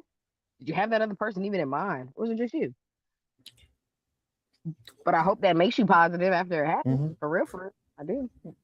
Well, Lady Alex, myself, I consider myself a realist. I try to be as real as possible, although I always try to look for the bright sides in people, and maybe that's part of my downfall. I'm a silver linus. If we say anything, I'm a silver linus. It's got to be a silver lining somewhere. Like, even if I've had a friend, wrong me, I still always try to find a way that we can resolve it. Any other people that I've had beef with, if there was some kind of apology or whatever, or we could I'm perfectly fine with, hey man, bygones be bygones, man. We ain't got to be beefing. We don't have to be that way. I'm perfectly fine with that. But I'm a realist too. If you want to keep that negative energy and you got beef towards me, then oh well, c'est la vie. I don't care. Bye. If it's up with me. Life. I ain't got no reason for you to wrong me. I be nice to people. I be trying to be a good person to other people. If you don't like it, then that's on you. You got to carry your ass. But it's up. Show enough. What? You're weird. But no, if you wrong me, I'm not gonna forgive you. I don't do apologies for it. You ain't had to do it in the first place, to be honest. So I don't really do too many apologies and stuff like that. But my positive thinking, my silver linus vibes, I guess, in a sense make me go like, damn, you really a troubled human if you got to do some shit like that. Yeah, Let it go. right here. Maybe if all the AI works, it can be used as a fair government for the first time in history. Doesn't seem to be Ooh. a goal, however. Well, here's the problem. I just I just saw a story not that long ago how they tried to set the AI into a separate feed, and it actually hacked its way outside Out, yeah. and start going into the system. But the good thing is it snitched on itself. It was like, hey y'all, I broke out. But I don't know. Maybe I think and I think Mr. Dunham would probably understand where I'm coming from in this, being, he said he was 53 earlier. Uh the 80s movies, man, with all the actually I won't even say all the 80s. I'll say 70s and 80s movies where, technology and AI is coming after us. I think maybe that's corrupted my views on it and made me a little bit like cautious and a little worried, that hey, Skynet might rise up one day. So I'm a little paranoid of AI.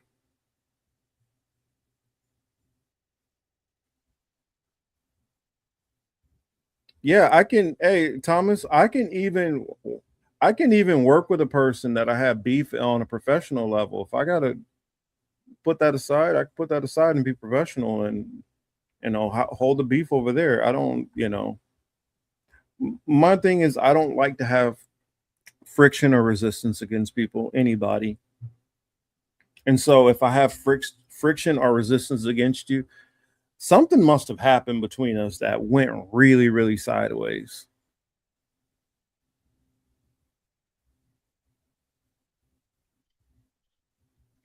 I'm a I saw bully. I'm gonna see if the somebody recess 3 o'clock. who was asking, or was it somebody asking earlier today about the Odyssey and woke or something like that? I remember seeing that in the earlier Oh chat, Lord, I did and not. I did not. Oh my God. I was gonna respond to that because I watched the Odyssey movie. woke. Oh my. I watched the movie, and I guess what this is for people who didn't see it. Um, Troy and the Odyssey movie are set time wise chronologically in different spots. And so Troy is set supposed to be before the Trojan War happened. Um, the Odyssey is set at the tail end of the Trojan War and going into the journey home, Pause real quick which before you get is into your movie review, uh-huh. Marcus. Y'all didn't read the Yeah. book. Y'all didn't have to read the book in high school. Like y'all know the story. I didn't read it in It's in high the school. book. I read it in middle school actually on my own. Okay, even better. Like y'all didn't read the book. Like y'all should know. Y'all should know Iliad, Troy, goddamn, Odyssey in that order. Like, come on now, y'all know this a remake. Mhm. Y'all had to see one of the 14 that they fucking made. No story. Yeah. I don't understand why we had to remake it again. Thank you, Chris Nolan. You're a great director, but Well, goddamn. I honestly felt like honestly I would prefer they made another one. And I would prefer a different director than Chris Nolan. Um Now there are certain things that he did in there that I really liked, but the one thing that we're talking Greek mythology, people. I want to see more mythology in there. I want to see more mythological creatures. I want to see more of that. Lean more into the mythology and the magic. That's one of my frustrations watching Game of Thrones. Dan and Dave did their best to lean away from the magic that's in the book, the fantasy that's in the book. And I like the fantasy. I'm here for it. That's a big part of it. Um, they honestly, the movie was a 3 hour movie. They honestly could have split this in half and made, 2 3 hour movies, in my opinion. Because there's certain events that they just speed through. So I'm giving you guys a mainly no spoiler alert, though most people I'm sure already know the gist of. Well, I don't know. I think a lot of people only know about Troy, and they focus more on Troy, which the movie Troy focused on. And that's the thing. Even if you go to that movie, is a good movie, but I don't like what they did with the movie. They focused it more on Helen of Troy and oh, he stole his woman. And that's what the whole thing was about. But that's not what it was really about. What it was really about is he used the pretext of now Paris did steal, he did steal his girl. I'm trying to remember what's Agamemnon's brother's name. I'm blanking on it. But he stole the brother's wife.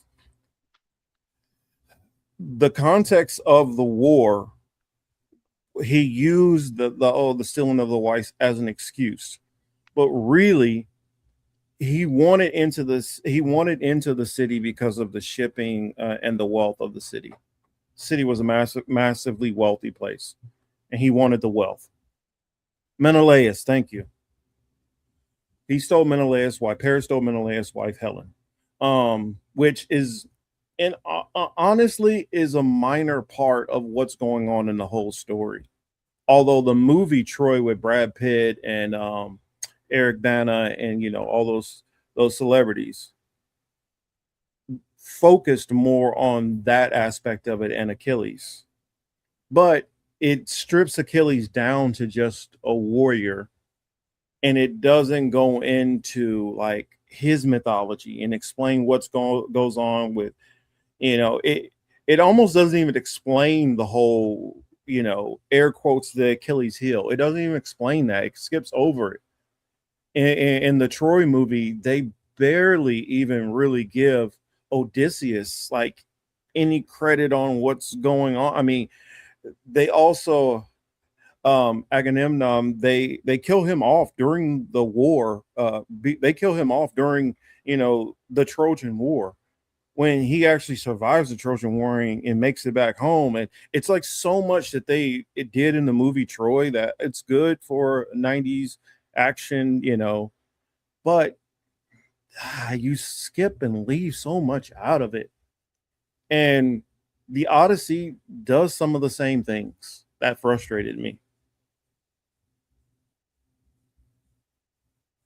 So I care deeply about about going into the mythology, and I wish that they would just say, we already have a great story here. We don't need to change the story. Like the stuff that people complained about, the air quotes woke stuff that they complained about, is that Lupita Nyong'o played Helen, which even in the movie Odyssey is a very small part. Not I won't say small part. There's a lot of big actors in there, but because of so many things that are going on, they don't get a lot of screen time. But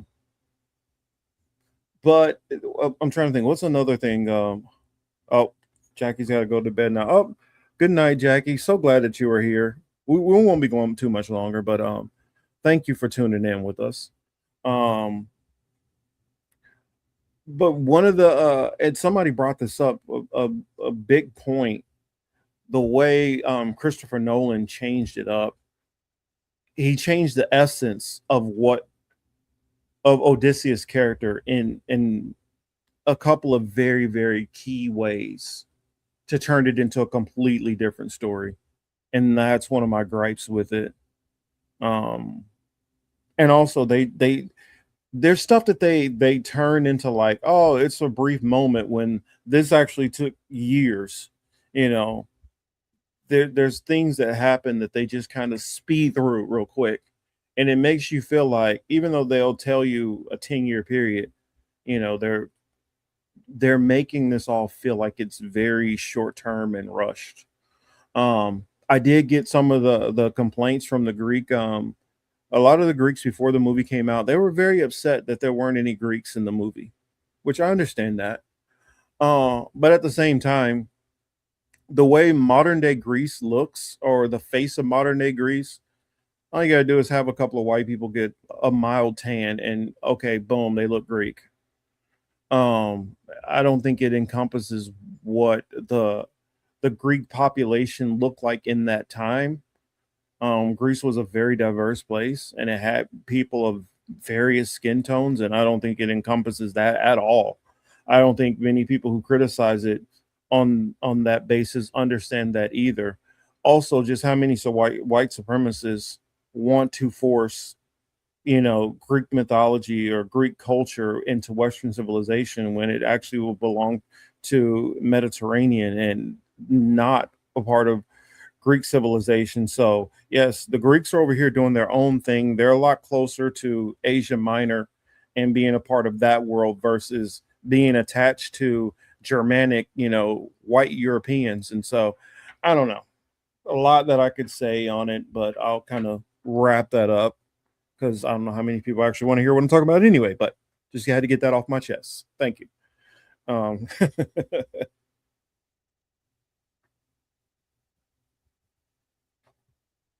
Yeah, but I definitely recommend it. If you have the time for the reading, please take the time to read it. It's very entertaining. Sorry, Teal. Hell yeah. No, you good. I was just saying goodbye to Jackie. I run in my mouth a whole lot. I was like, you might want to get in there and add something. No, I didn't see it. I'm not really planning to see it because man, I read the book. I know what the story about. It had your boy Travis Scott in there. Not my boy. Kanye's my boy. That got some criticism too. Like people were like, well, why is he in there? It got criticism from me because that's my baby brother's favorite artist. That's like it was my baby brother's, like Kanye. Mm-hmm. And he asked me the same thing. I think he went to go see it. No, he didn't. We just talked about it, and we both came to the same conclusion. Because even I was like, man, they could have picked so many other people. And so my brother and I went through a thing where we tried to go through just rappers that we would have preferred to see over Travis Scott. And I'd have to say the one that most accurately would probably been able to act great, the whole nine, would have been Donald Glover for me. It's like Childish Gambino, he acts anyway. He was a comedian and an actor before we even knew he was Childish Gambino. So, yeah, I mean, I mostly knew him for being a stand-up comedian before rapping, and he had been a rapper, and I love the fact that he rapped for so long underneath a different name, like his pseudonym, crazy ass. But yeah, I would have preferred him in that spot. Well, and that was another thing. The other woke thing that people brought up, Elliot Page, which used to be, I can't remember the name before when Elliot Page was a female. Everybody thought that they were making Elliot Page to be Achilles, and no, Elliot Page is not Achilles. So they can get that out of their head. There's no Achilles because Achilles dies before, Odyssey even starts. Yeah, exactly. I mean, Achilles dies during the Trojan War, dies before the fall of Troy. And so I liked her in what is that movie? Actually, maybe I just liked the movie. I don't know if I necessarily liked her or not. What's the movie? Inception? Actually, I can only think of those two. Inception and what is the other one? The X-Men movie. Oh yeah, she was an X-Men. But besides that, it's like I don't know. That person that was the first movie I've ever seen her in. Juno was the first person movie. I never watched Juno. So they're just kind of very forgetful to me. I mean, forgettable. Ellen Page, that's what it was before.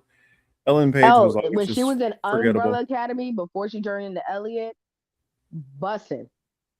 Umbrella Academy, amazing show. Yeah, I wasn't. You didn't watch it?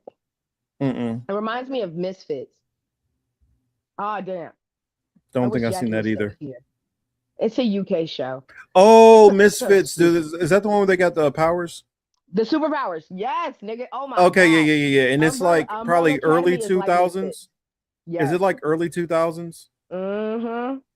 Okay, yeah. I know what you're talking about.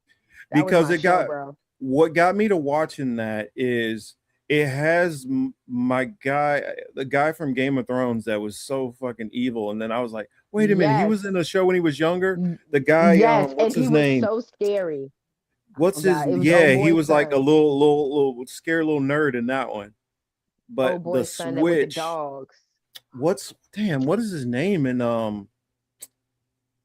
Game of Thrones? Fuck, what is his name? He's the one that hurt Greyjoy. Okay, I'm getting there. Yeah, he's the getting there. one. He's old boy's bastard son. Oh, I'm getting there. Hold on. I Why is can't it? think Was of it him. start with a B? That was no. Bolton. Barrett. Ramsey. Yep, Ramsey Bolton. That's his name. Ewan Rayon. Great dude's a great actor. I want to see him in more stuff. Because when I went back and saw Misfits, I was like, oh, he's been out here doing You this watched thing for a while. I Misfits see how after he Game got of it. Thrones? Yeah. Oh my God. So I had seen Misfits before Game of Thrones came out. No, And, I wanted to see more stuff that I started getting into a period where I was like, let me watch some of these older like British shows and figure like some of these people, some of their other work before they came along. Yeah, because it's kind of like because okay, so me watching it, knowing he was in Misfits beforehand, and then seeing him become a Ramsey in fucking Game of Thrones, I was like, good fucking job. Whoever casted him, bravo.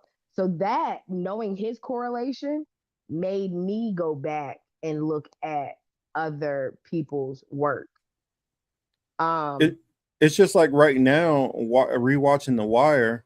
Got what's his name in there? It plays Littlefinger. Yes. Yeah, he's in The Wire. And then oh boy, oh shit, I can't even think of his name right now. The Brazilian looking dude. What is his name? He got killed in what, season 2 when they went over to which show? Who killed him? No, he the one that killed he killed the mountain. Oh boy, that killed the mountain. Oh, you're talking about that Game guy? of Thrones. Oh well, yeah, that's right. He technically did kill the mountain, but he died. You're talking about Oberyn. Yeah, him. Oberyn Martell. Yeah, but who he is in real life, that motherfucker took that role and ran with it. Oh yeah, it catapulted him into superstardom. Yes, it did, man. You killed the mountain. Mm-hmm. You know what I'm saying? Like, damn. Yeah, Oberyn Martell. Why come I can't remember his name right now? Me either. And he knows how to play so many different things. Ooh, that man can act his ass off. I'm glad. Like Game of Thrones propelled so many people's careers and then made people like go back and see who the fuck they were beforehand. Because man, Game of Thrones, don't get me started on GOT. But the crazy part is you kind of needed to die on Game of Thrones. Yeah. Pedro Pascal. Pedro Pascal. Yes, Pedro. But yeah, you almost like needed to just be in there real quick and then get up out of there. Like if you stayed like the whole length, it like didn't help you. No, because we ended up hating y'all later on in life. Because if you look at there's only one actor that I can think of that stayed in Game of Thrones the whole way, and they didn't, they actually were able to hold a career afterwards. The dude who played Jaime Lannister. He's the only dude that most people in Europe, most people outside of Europe didn't know, who stayed the whole time, who kept a career. Because Maisie Williams, hers is kind of wishy-washy. Cersei's been getting, I mean, yeah, but she was big before this. Yeah, she was big. Because remember, she was in 300, the second one. I mean, she had stuff before. Yeah, Nikolai Coster-Waldau. Yeah, that's who we're thinking of. He's the only one that I can think of that I did not know before Game of Thrones that I saw in multiple things after the fact. Everybody else, I didn't see in virtually anything. Like I saw Theon in like the first John Wick, and that's like it. He got like a couple of straight to DVD movies after that. But the one who plays Sansa, like every movie she's been in has kind of been a flop. Even though she gets in big movies, Kit Harington, X-Men. His don't necessarily really pop, The midget. Well, Tyrion, but he was an actor before. He was already was. somebody before, Yeah. because he And didn't he want to likes play Tyrion Tyrion more at first anyway. because what was it? Was it Lord of the Rings he was in? Yeah. Mm-hmm. So I don't blame him. Oh my God, Chris H, please tell me you lying. What he never watched Game of Thrones? Talking about Sansa. Sansa is gonna play Laura Croft. No, No. they No, never she do better what. not. Why don't they just stop Hey, trying to do Laura Angelina Croft? Jolie They was the never best do one. well. They never do well. They Angelina just need to A- stop. Angelina Jolie did it best in my opinion. She looked the most like her. I'm a Tomb Raider player. Yeah, So my only problem with it is at the time, because I remember when it was first coming out, the amount of promotion that they did for this thing. I thought this was whew, about to be the greatest movie of all time.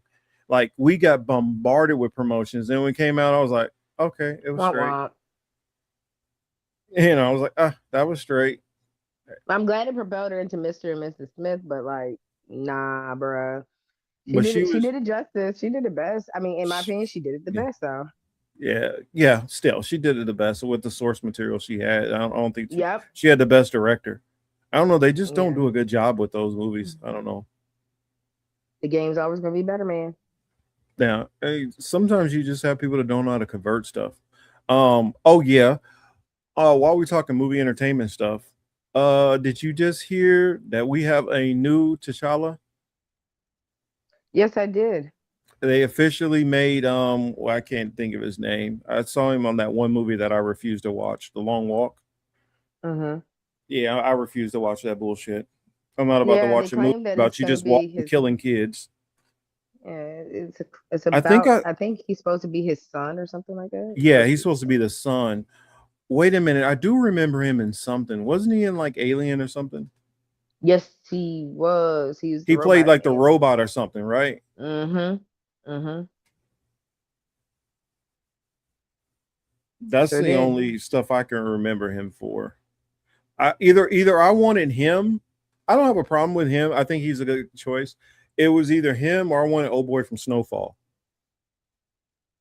Oh, That that's was my go like the to. person who I had in my head. Like, I thought he would be a good choice if they were going to do a son. If they were going to do just a replace of T'Challa, like an adult version, I wanted Old Boy from Alex Cross. Okay. You I know see what I'm what you talking did. about? Yeah.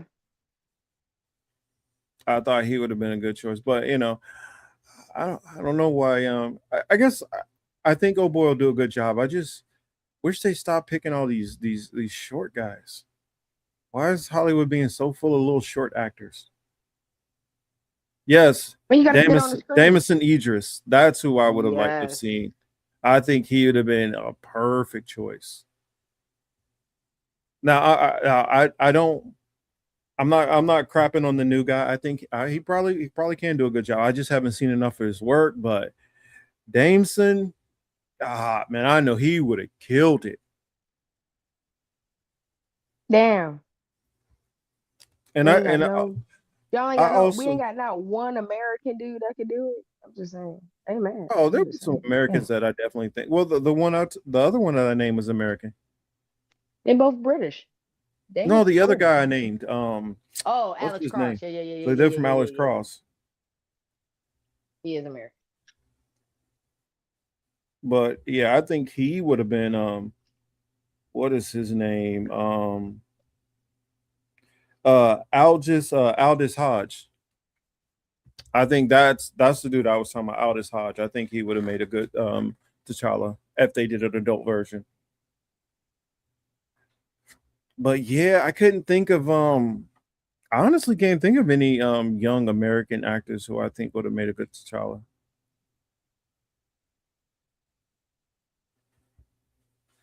Don't know. I'm trying to think of. I think I hit all the thing that I had on my mind.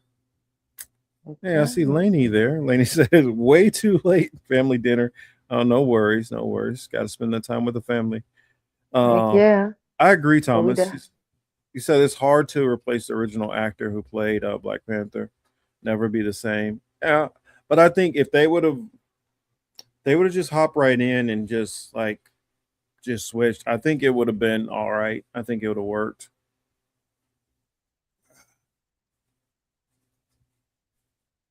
Yeah, he was pretty cool in Twisted Metal. I mean, I think it would have.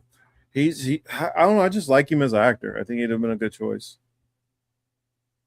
And also, I don't know. I lean towards guys with more physicality, especially when you're going to play a role where it's going to require some physicality. So I'm not trying to crap on these smaller guys, but I don't know. I remember when I went to Warner Brothers Studio, and I saw the suits of the people who play which one? I saw the what's his name that played Superman before. That's now going to be in Highlander and played in The Witcher. And he was in what Henry? He was in The Tudors. What's his name? See his face. The Superman before. Damn it, whatever his name is. I saw his Superman suit, and I saw Ben Affleck's suit, Batman suit, and seeing the size, I'm like, okay, so me in shape, I'm the same size as all of these guys. And so on film, I would tower over a lot of these actors. And I'm not even super tall. I mean, but just size and stature, I'm a lot bigger than some of these guys that they cast. And I hate it when that Batman is supposed to be like 6'4", Superman is supposed to be like 6'2", and they keep casting these guys that are like 5'8", 5'9". I don't know. Maybe just whining.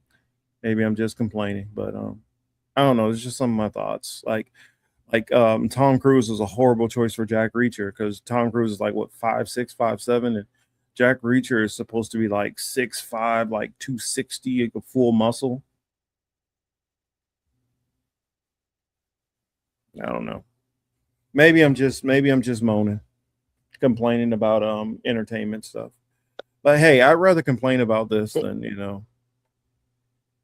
stuff that's not of major consequence. The world coming to a fucking end. Exactly. Thomas is with me. See what he said? He said, we all rather see the bulk males and the fit females as superheroes. It makes it feel more logical. LOL. AI though, there are places for average Joes and short folk, which I'm not. There's plenty of roles for short folks and average folks, but I mean, like for instance, the Flash is not necessarily supposed to be tall. Neither is Spider-Man. I mean, there's roles like that, but when you're gonna take the Batmans, the Supermans, these are supposed to be, he's supposed to be manly men, But yeah, that's all I got. I don't know, Teal. What about you? You got anything you want to add before we get out of here? No. I probably won't be on next week, y'all. My best friend's having a birthday party, and we party the whole weekend. Oh well. Yeah, I'm not mad at that. I'm not, because I'm not partying, drinking, or dancing. You won't hear me drinking, dancing, or partying as much anymore, because I start my master's program at the end of next month. So. Oh, there is somebody that I thought of that would have made a decent T'Challa. American actor. And he was in The Odyssey. Corey Hawkins. Okay. He's the one who played, he was in Straight Outta Compton. Yeah. He played, who was it in Straight Outta Compton he played? Was he, what was he? Dre? Was he Dre? I think he played Dre. Yeah, because Ice Cube's son played Ice Cube. It was Dre. Yeah, he played Dre. That's a younger actor that I can think. He was in Odyssey. He played a good job. I mean, he did a good job. Oh, and the Travis Scott and Odysseus, all he did was he was like reciting the Iliad. That's all he was doing.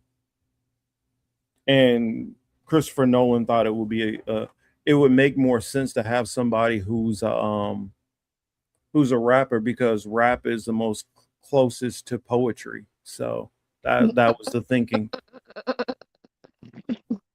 Why I not know. Childish Gambino then? You know, that's none of my business. Y'all do what y'all want to do. But yeah, so peace out, y'all. I'll see y'all in a little bit.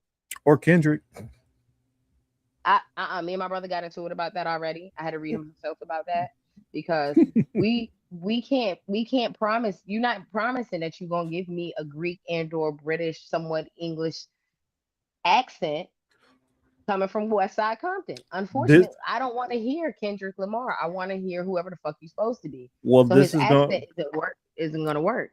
Well, yeah, you don't want to watch the movie then, because yeah, you know how normally a lot of those movies they'll go with like at least some kind of a British accent. Yeah, that's not what they did. Literally nobody did any kind of British accent, Greek accent, nothing. You got Matt Damon sounding like he's from Boston.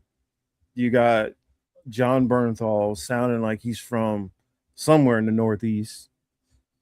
I mean, you got what's his name? Tobey Maguire. Not Tobey Maguire. Why always say Tobey Maguire? Tom whatever. The Spider-Man dude right now. Tom Holland. Mm-hmm. You know, he had his British accent, you know. Anne Hathaway spoke in her normal voice. So like none of them actually spoke in any kind of Greek accent in any kind of way.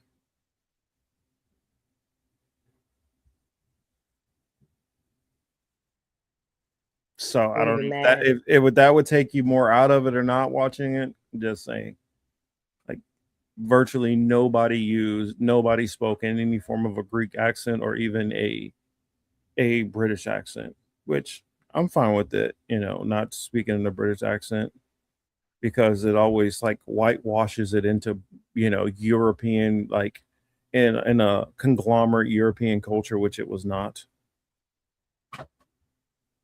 But yeah, I guess I'll leave it at that. All right, guys. Thank y'all for coming today. Thank y'all for chiming in on our dissertation. We appreciate every time y'all come in here and support us. We'll be putting up the interview separately, and you'll be able to find all of Dan's contact information if you want to donate or just watch the cause happen in real life. Yeah, shout out everybody. We appreciate y'all. Yeah, and I see Michael back in. Yeah, it's always going to be love for me. I'm going to always disagree with people and go back and forth. That's what I do. Hopefully they don't never take it personal from me, because it's not personal. I just have my different viewpoints, and oh yeah, and I will be separating out that first. I'll be separating out the interview, isolating it even more, like trimming off the front to just when Dan comes in, and I'll be putting his links in the chat. Make sure you guys go and check out that interview. I think it was a really good interview, and I think it gives us some different perspective. And make sure you go and check out his Instagram channel. Hell yeah. Peace out, y'all. Thank y'all for coming and chiming in. We love y'all. Each and every Much love, peace, and sorry you guys are stuck with me only next week. All right, peace.